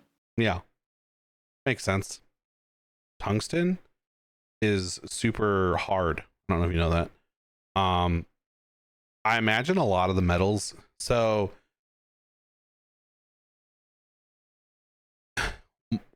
it's like the further in the periodic table of elements you go, the like harder. And this is not always true, but it's more like the further in the thing you go, the harder the metals get, and that means that you need something like close to it on the table to get it out. Good old diamond, which is just carbon, happens to be excellent at getting most metals out. But you need a lot of diamond because it breaks and it blunts, and it's not like, but you can get diamond, like we can make fake diamonds and we can mine with the fake diamonds. I'm pretty sure. Mm-hmm. So like we can do it, but I think a lot of mining techniques use like water and like water pressure. There are definitely large, like big ass saws and shit that cut the earth up and dig huge holes. But we do a lot of like water mining where we like basically break the rock all the way around the metal by putting high pressure water through that. I'm not a miner, nor am I an underage individual. So maybe I'm wrong. Any miners in the chat, not underage individuals, but people who mine, want to input, give their input on how these metals are extracted, because I actually don't know. But I'm pretty sure it's what I just mentioned. But it is interesting that they've stopped that, and I wonder if there's anything else they're going to do. And it's kind of funny because when you think about the Black Ops story, them like spying on us with like that weather balloon thing, and like just the kind of things they've been doing recently, it makes it kind of seem like they might be like, we might be fighting a war against them sooner than we think. But there was something else that happened recently that I don't want to get into politics too much, but there was something else recently that made me think that China didn't want beef with us because I forget what it was. There's something else though, that China was backing a different country, and that other country was trying to like sling shit at us, and China told them to shut the fuck up, basically. If I'm remembering correctly, but I don't remember what country that was, and I don't remember when that was. That was a year or two ago. I'm sure if we search the Discord, I said something about it because I usually mention all the fucking current events like that. Yeah. But could have been Russia. Nah, it wasn't Russia. I don't know then. Yeah, I don't know, but we'll see how all this plays out. Hopefully, we're not getting drafted to go fight China. But if we are, hopefully we might have to put the podcast on hold. Yeah, hopefully, if we are though, hopefully we get to use the sick ass guns in Black Ops 2, like the Scorpion Evo. Yeah, true. Okay, so for our last topic, Direwolves have been resurrected, and I use very loose air quotes around the term resurrected because you actually pointed out some like a flaw in their like wording. So basically, this biotech company called Colossal Bioscience, they took direwolf DNA and shoved it into a gray wolf, and 3 direwolf pups were born. So here's the issue with that. The company was directly stating that gray wolves were the closest living relative to dire wolves, and that's why they chose them to be the surrogate mom. But jackals, specifically the African jackal, is actually the closest living relative, right? Which is interesting, and I'm really curious why they're wording it that way, because you said that, and not to be a Rock Keats factor, I was like, really? Because I thought I had specifically had read directly from their mouth that the gray wolf was the closest living relative. You did read that from their mouth. You did, in fact, read that from their mouth, because that's what they said. That is what they're stating, and it's so weird. A private investment. Have you looked into how much money private investors gave that research company? You might want to look that up. Because no, but I did see someone somewhere to the tune of like $8 billion. That's crazy. So I'm pretty sure it's something ridiculous like that. It might not actually be 8 billion, but I'm pretty sure it was quite crazy. There's a large sum of money, more than they probably, like, way more than any other scientist could ever hope to dream of being paid for research. And so I guess they really needed to turn out results that the investors were happy with, I think, is what the whole point of that was. Yeah. How weird. Yeah, so this literally started being discovered in 2021, that the dire wolf might not be genetically related to modern wolves at all. Yeah. Well, it's kind of like how humans have a varied history, and there's a lot of precursor sort of hominids that we maybe evolved from or are distantly related to because they branched off at some point. So the money, or the number you read, it might have been the company's valuation. Okay. So it looks like they secured 200 million in Series C funding. I don't know what that means. And so that earned the company a valuation of 10.2 billion. And that's an article from just a day ago. So that's how much the company was valued at. Yeah. After their most recent, like, big. What are they called? Colossal Bioscience.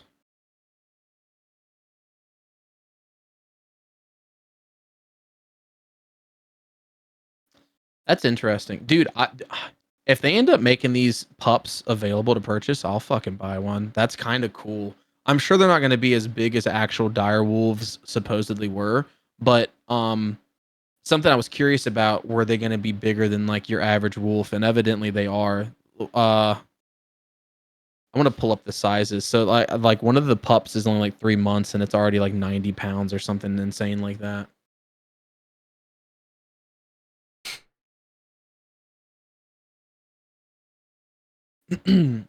So, okay. The numbers were a little off. So they're at full maturity. They're expected to be 6 feet long and 150 pounds. So one of the or two of the pups, Romulus and Remus, at 6 months old, they're about 80 pounds. Remus, hell yeah. So what I'm looking at, by the way, is the thing you were just reading about the 200 million or whatever. That was from a single investor. Someone wants him some direwolf pups. The guy who owns the Dodgers, actually. Oh. It wasn't even like the Timberwolves or something like that. No, it was the guy who owns the Dodgers. So I think they've had a lot of private investors like that. I saw Peter Jackson on the list of investors in their company. I think George R.R. Martin as well invested instead of fucking sitting his old ass down to fucking type up the last Game of Thrones book. I did see evidently he has the Iron Throne. I saw something where he like from the film or the show. I mean? From the show, yeah. I saw something where he like loaned the chair for a photo shoot for the pups. Hell yeah. He's lives not too far from me. Really? He lives in redacted location? Yeah, he does in fact live in redacted location. He's like 45 minutes away, 50 minutes away. Oh, I'm sorry. Peter Jackson owns that throne. Oh, okay. That's what you saw then. Here, I'll send the picture if you want to show the viewers. Oh yeah. George R.R. Martin is involved in the company as an advisor and investor. I don't know what he would possibly be advising them in. He wrote a book about them, dude. What did you send me? This is a video. Is it not? It Oh, okay. I was gonna say it should just be in a Reddit article, and then the Reddit article has a link, but all right, got it. All right, it's up on screen now. Check out. Why does Peter Jackson have the Iron Throne? Oh, I could not tell you. There's the old dire wolfers there on the throne. Maybe he just collects curios and stuff. He purchased it from the set of Game of Thrones at an auction for 1.49 million. What a weirdo, dude. So I'm reading on that Reddit post you sent. Some guy said these aren't dire wolves. They're literally wolf dogs. They have no dire wolf DNA, just altered gray wolf DNA bred with large dog breeds. It's misleading and disingenuous. And this other person replied and said they're not genetically true wolves, but as ecological or symbolic proxies. And this person says symbolic proxies. There's another word for that. It's called fraud.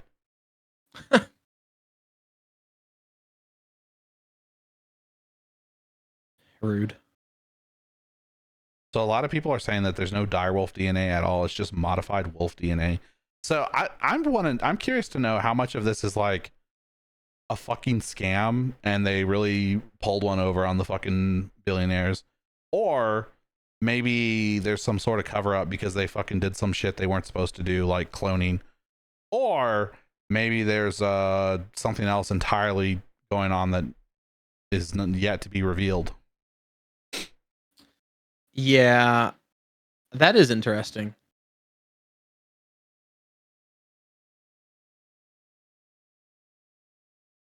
Okay, so this is an article from ABC News. Okay, they're reliable.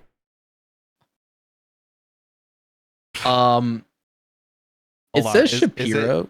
Is it an op-ed? Is it an opinion piece, or is it actually by their news? Because that's important too. I don't actually know. It looks. Yeah, I don't know. Oh yeah. Um. So Beth Shapiro, Colossal's chief scientist, um, said that the team took a gray wolf genome, and so she describes it as genetically 99.5% identical to direwolves, and edited those cells at multiple points to contain the direwolf DNA.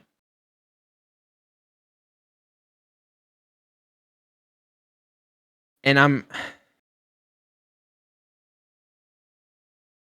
really confused. I'm really confused about that. What's the percentage of the similarity? 99.5% allegedly. Because I don't know how I feel about that. Did you know humans are 50% banana? Our DNA is 50% the same as a banana. I feel like a banana most days, so that actually makes sense. I want to know how much, because other than 100%, I want to know how close that has to be. Because, like, think about it this way: lions and tigers can make offspring, and their DNA is close enough that they can make offspring. However, ligers, which is the hybrid of a lion and a tiger, are not viable offspring. They can't have offspring as their own. Right? Huh? I said, all right, calm down, Yeah. Napoleon. Yeah. And so, well, think about, here's a common one that no one thinks about: mules. Did you know that mules are just horses and donkeys bred together? Oh, I didn't actually. Mules can't have babies. They're not viable, but their DNA, horse DNA and donkey DNA, is close enough that you can breed them. And you can breed zebras and horses too. Okay, so looking into the colossal statement more. So, apparently the scientific community was like starting to attack Colossal because of the whole jackal thing, citing that 2021 paper.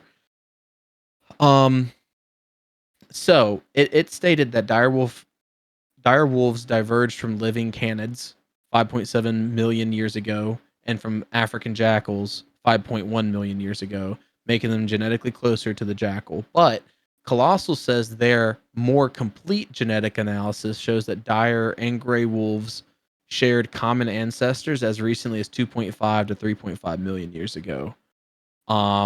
Their work has not been published nor peer reviewed, though. That's not great. Also, So I don't think direwolves and jackals are that closely related. Like, direwolves are not, for what they just said to be true. American gray wolves or whatever, was that what they spliced it with? Those need to be branched off of the jackal somewhere. Not necessarily off the jackal, but the thing that split from the jackal needs to be in their family tree, right? And if it's not, then what they claimed is not true.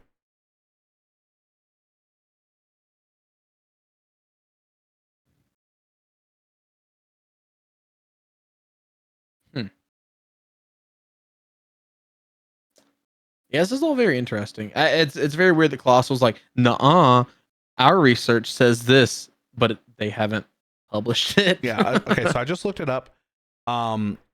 Chimpanzees and bonobos share approximately 98.8% of their DNA with humans. Damn. So that's like putting a human and an ape together, basically. Yeah.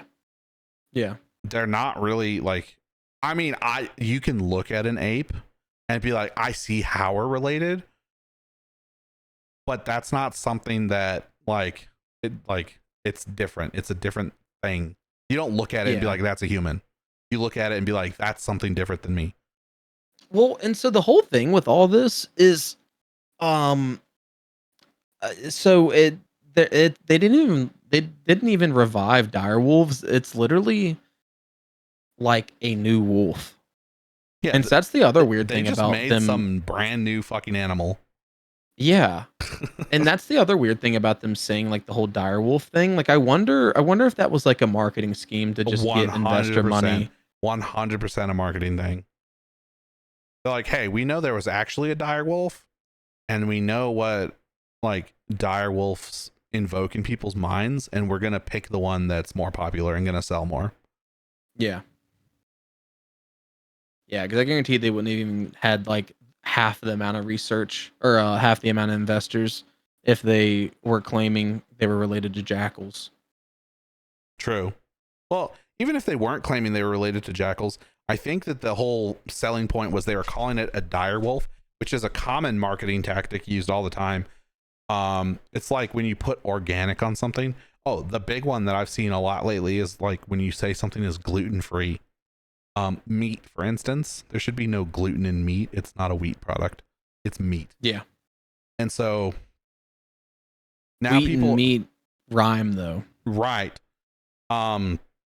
So a marketing tactic that people have been using is putting gluten-free stickers on their meat to sell it more. And it's like you're not there was never gluten to begin with.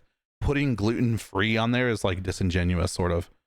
No, I mean they're not wrong. They're not, it is free of gluten. I mean, they're technically not wrong, but it's like everyone knew that, I think. I don't know. It would never be gluten full. Yeah, exactly. Well, that's the issue with consumers though. Them kids are dumb. I know. If you're in the search for gluten-free products and you go down the meat aisle and you see this meat has a package or has a sticker on the packaging that says gluten-free, you're gonna be like, oh, well, I'm trying to fucking avoid gluten, dude. Let's get this one. Yeah. Even though it's $10 more. Yeah, exactly. Which if you just know, like you'd know, like, oh, there's no gluten, right? But like I mean, I understand it's one of those things. It's like the organic thing. There's the FDA, I guess, has like a checklist of organic of like what makes something organic, and it basically amounts to being fucking nothing at all. And so people are like, oh, this is organic, and it's like, yeah, all living things are organic. That's how organic. That's like what the word means. But then they're using it as like, oh, it's all natural, but it's not all natural. They still use pesticides, they still use chemicals and all kinds of things. And the one thing though is GMO stuff. That's another one. I think there's only 13 foods that need to be labeled if they have GMO on them in the US. Oh wow. But I've seen a lot of products that aren't of those list of 13. Actually, I don't remember all of them off the top of my head, but there's a lot of products that don't have any of that stuff in them, and they'll still say non-GMO on them. And it's like, okay, there wouldn't have been GMO anyway. Like, or even if there was, you don't have to disclose that. So potentially there could be genetically modified there, and then we don't know because you can still put the sticker on there and lie to us because it's not one of the regulated foods. Yeah, that should be an illegal practice. Advertising should be illegal because it's disingenuous. I don't know. It's a whole thing, and it sucks because people are stupid and I consider myself an intellectual at the very least. And yeah, exactly. I get swept up in advertising sometimes. I'm like, damn, this is fucking sick. They said all this shit about this. It's stupid that you have to fucking look at things and like if they're gonna put an advertisement like that saying it's gluten free, you should be able to just see that and be like, all right, cool, no gluten. But instead now, because of the way the world works, you have to see that or just know like, oh hey, well, there's not gonna be gluten in meat. But like you have to look into some things. Like they should be able to advertise the truth and only the truth to you. Yeah. Well, and so like, that way there's no background research needed. I understand. Like, I'm sure there's some niche thing where like I'm going to get something for my friend and they're like, oh, I can't eat gluten, and I'm just like, I don't know what the fuck gluten is, and now I'm going through the store looking for everything that says gluten free, right? Like, do I know what? There's definitely. Do I look like I know what gluten is? Yeah, exactly. That was pretty good, actually. Thank you. Uh, finish the quote. No. I just want a picture of a goddamn hot dog. um, yeah, I don't know. I'm sure to some extent it helps people who have no idea and they're buying something for another individual, but that's only like in the food realm. There's so many times where like my mom knows I like Dragon Ball Z, and then she sees some fucking advertisement for some like knockoff dog shit like counterfeit, and she's like, oh, that's Dragon Ball Z, my son loves that, and then she like gets it for me, and I'm like, what the fuck is this? She's like, oh, it's Dragon Ball Z, you love this. I'm like, this is not even anyone I recognize. This is just Mom, this is Dragon Ball D's. Yeah, exactly, dude. It's literally like that. And there's so many people, like grandmas, not to throw grandmas under the bus, but grandmas specifically, that they'll see some advertising and then they're like, oh, my child likes that, my grandchild likes that, my brother likes this, my sister likes this, and then they get some fucking shit, and then the other person has to be like, oh yeah, I love it, thanks. And I don't know, it's like advertising is just like really fucking like scummy. It is really scummy. Or it's like the Game Station 5, and it's literally a PS5, but except not really. Like it looks like a PS5. So if you say PlayStation 5 and you show a picture and they see the Game Station 5 and they have the picture, and they're gonna look at it and be like, yeah, this is what he meant. Or this is what he was talking about. Yeah, dude, that reminds me of a small caveat that it's kind of a tangent, and it is my fault that it happened, but I should have been paying more attention. But when Rock Band first came out, I was super excited, super hyped. I went the day it came out to Walmart to find it, and I was with my mom because she was going to Walmart anyway. So I was like, I'll go with you, and I'll go buy Rock Band. And I went with her, and she's going around the store doing whatever shopping. I go straight to the back. I find it on the shelf. I'm like, hey, it was locked. Okay, it was like on a locked shelf. And I walked up to an associate and I was like, hey, I need Rock Band for PS4 or whatever. I think it was PS4, PS3, PS3. It was PlayStation 3 back then. I was like, yo, can I get Rock Band on PS3? And she's like, sure. And I was like, PlayStation 3. And she's like, cool. And we walk over there, and she gets a box, and they're right next to each other, the Xbox and PlayStation boxes. And she just grabs a box. I didn't check it because I told her PlayStation 3. She obviously grabbed the PlayStation 3 one, right? She didn't. She grabbed the Xbox one. Xbox 360, because there's a 3. And I said PlayStation 3. She heard 3. She saw 3. She was like, this one. We go. She rings it up. I pay her.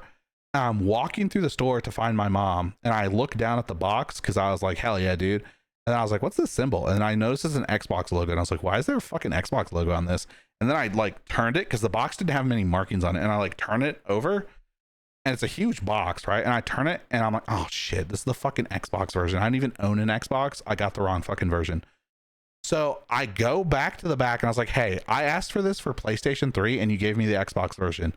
And she's like, okay. I was like, this is the wrong product. And she's like, well, you paid for it, so you have to go to the front and return it. And I was like, what? Oh, brother. So I go to the front, okay, and I stand in line. There's a fucking line at customer service because why the fuck? There's always someone returning fucking 6-day-old milk. I'm standing in the fucking line. I get to the front, but I haven't left the store yet, right? I haven't left the store. I haven't even taken it out of the cart.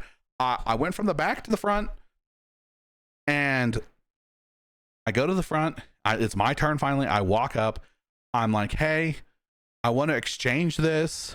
The lady in the back just gave me the wrong version, and I didn't notice until after I paid. And the lady in the front just looked at me, and she like looked at me like I was like lying or something. And I was just like, what? And she's like, well, we have to open it up and make sure everything's in there. And I was like, woman, I don't know if everything's in there. I just bought it. I haven't even opened it myself yet. It's brand new. Just put it back on the shelf and give me the right one. I was like, I shouldn't even need to exchange it or return it or do anything with a receipt. I should just be able to put this back on the shelf and put the other one in my cart. But I understand that for your inventory needs, you need to have like a paper trail of, hey, we actually sold one for PS3, not for Xbox 360. So that's the only reason I'm doing this. And she's like, okay. And she opens the fucking box and makes sure that everything is in there. And then she opens the case, which was shrink wrapped, and she opens the game and she takes the disc out and checks it for scratches. That's fucking crazy, but And all right. I just looked at her, and after she was done, I was like, you realize I bought this and didn't walk out of the store with it, right? And she's like, it's protocol. I have to check this. And I was just like, bro, look at the receipt. Dude, imagine if she would have opened it up and she's like, nah, this has been open before. I'm not returning it. I was so scared. I was so afraid of that happening, or of her opening it and there being a part missing. Because I've bought games and you open the box and there's something missing. Dude, I was so afraid of that. But dude, this is the fucking Daniel hates these people. The rules are the rules type people. Like, this is the rules. Like, bitch, fucking give me my game. And so she checks it all, and then she goes to the back and gets another one and brings it back. It's Xbox 360 version. And I just looked at her. I just looked at her. She didn't scan anything, but she brings it back, and I just look at her, and I was like, that's the same product. And she's like, yeah, you're exchanging it for a new product. I said, no, I'm exchanging it for the same product for a different console. This is for Xbox 360. It runs on Xbox 360. I want it for PlayStation 3. They don't work with each other. And she was just like, looked at me like she didn't know what I was saying. I was like, give me a refund. And so she refunds me. I go back to the back, tell the same lady in the back that I want the fucking PS3 version. She walks over to the shelf, grabs an Xbox 360 version again, walks back and puts it on the counter. And I just looked at her and I was like, bitch, the PS3, PlayStation 3. And I walked over to the shelf. I was like, this one right here. And I pointed at it, and she was like, it's the same thing. I was like, it's not. I've already been here like way too long. My mother has paged me on the intercom because she doesn't know where I am. And I'm like, just fucking give me the correct thing. I was like, I want this one. I don't care that you got that one. I want this one on the shelf. I would prefer this one on the shelf.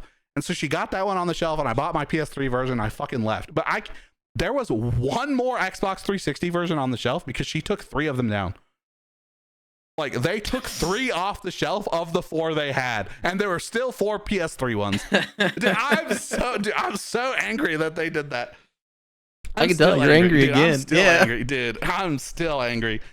Oh, brother. That is weaponized incompetence if I've ever fucking heard it. Well, the problem is that the woman working in the electronics didn't know what a PS3 or an Xbox 360 were. She didn't even know I was buying a video game. She thought I was buying a big box with some stuff in it. She didn't know what was in there. She had no idea, dude. It's not inaccurate. But here's the thing, though. There's literally there's labels on it for a reason. So on the end box, the labels were really muted. There not only were there's the PlayStation logo and the Xbox logo were both gray. And I don't know if you remember what the PS3 logo looks like, but it's a circle. And the Xbox logo back then was also a circle.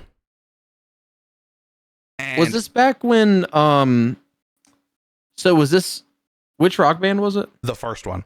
And when it released, there, like, the front is just like Rock Band or whatever, right? And then on the side there were 4 circles, and one of the circles was like the company that produced the game. One of the circles was like some other brand or whatever. One of the other circles was like Fender or something that sponsored the game, and then the other circle was what console it was on. Yeah, go ahead and pull that was back when PS3 was like on the side of the spine, and so mine was never like that, but yeah. At one point they what? You're talking about how the console sat or how the game? No. Like where the logo for the console was. That was back when PS3 used to do like the logo along the vertical side instead of doing like it horizontally on top of the case. Yeah. Okay. So the box was probably the same.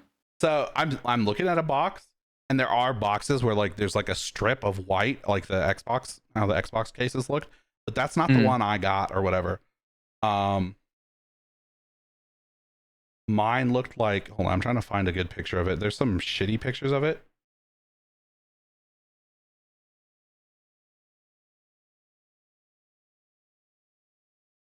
These are all like shitty pictures and don't show what I was talking about, but oh, maybe if I click one it'll give me more images. Oh, that's tiny. So, here we go. Okay, I see what you're saying. I don't think I've ever seen this box. Yeah, so here's what. Yeah, it just has a white square with the PlayStation logo in it. Send what you're looking at, because I think we might be looking at different things. Maybe. Okay, yeah, we are. Yeah. So at some point, I think they must have had so many returns.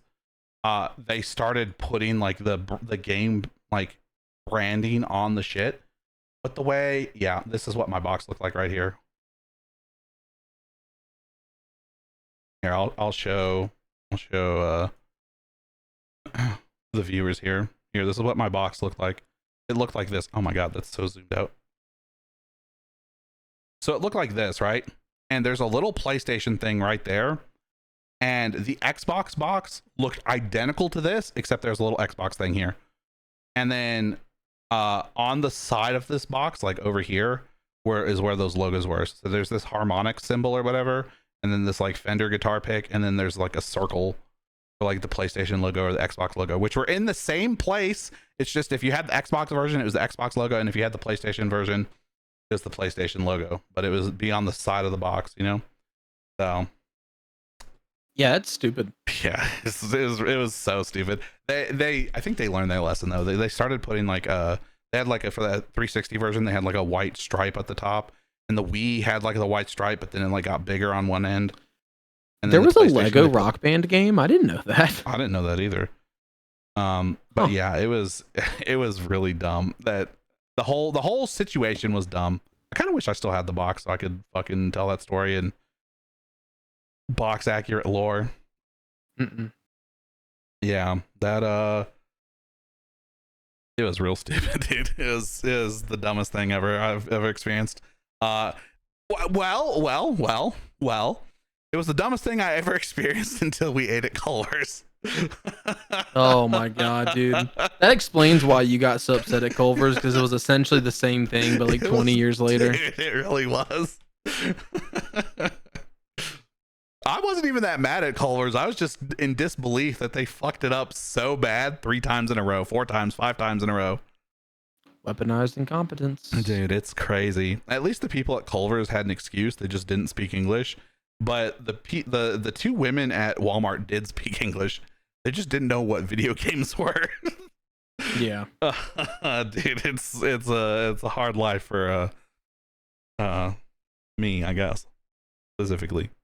It's only for me. I'm the only one with hard life. Everyone else is flowers and sunshine. And yeah, exactly. Want to wrap it? Let's double wrap it before we tap it. Hell yeah. All right, that's episode 3 of Stuck Between a Rock and a Bald Spot. One more thing.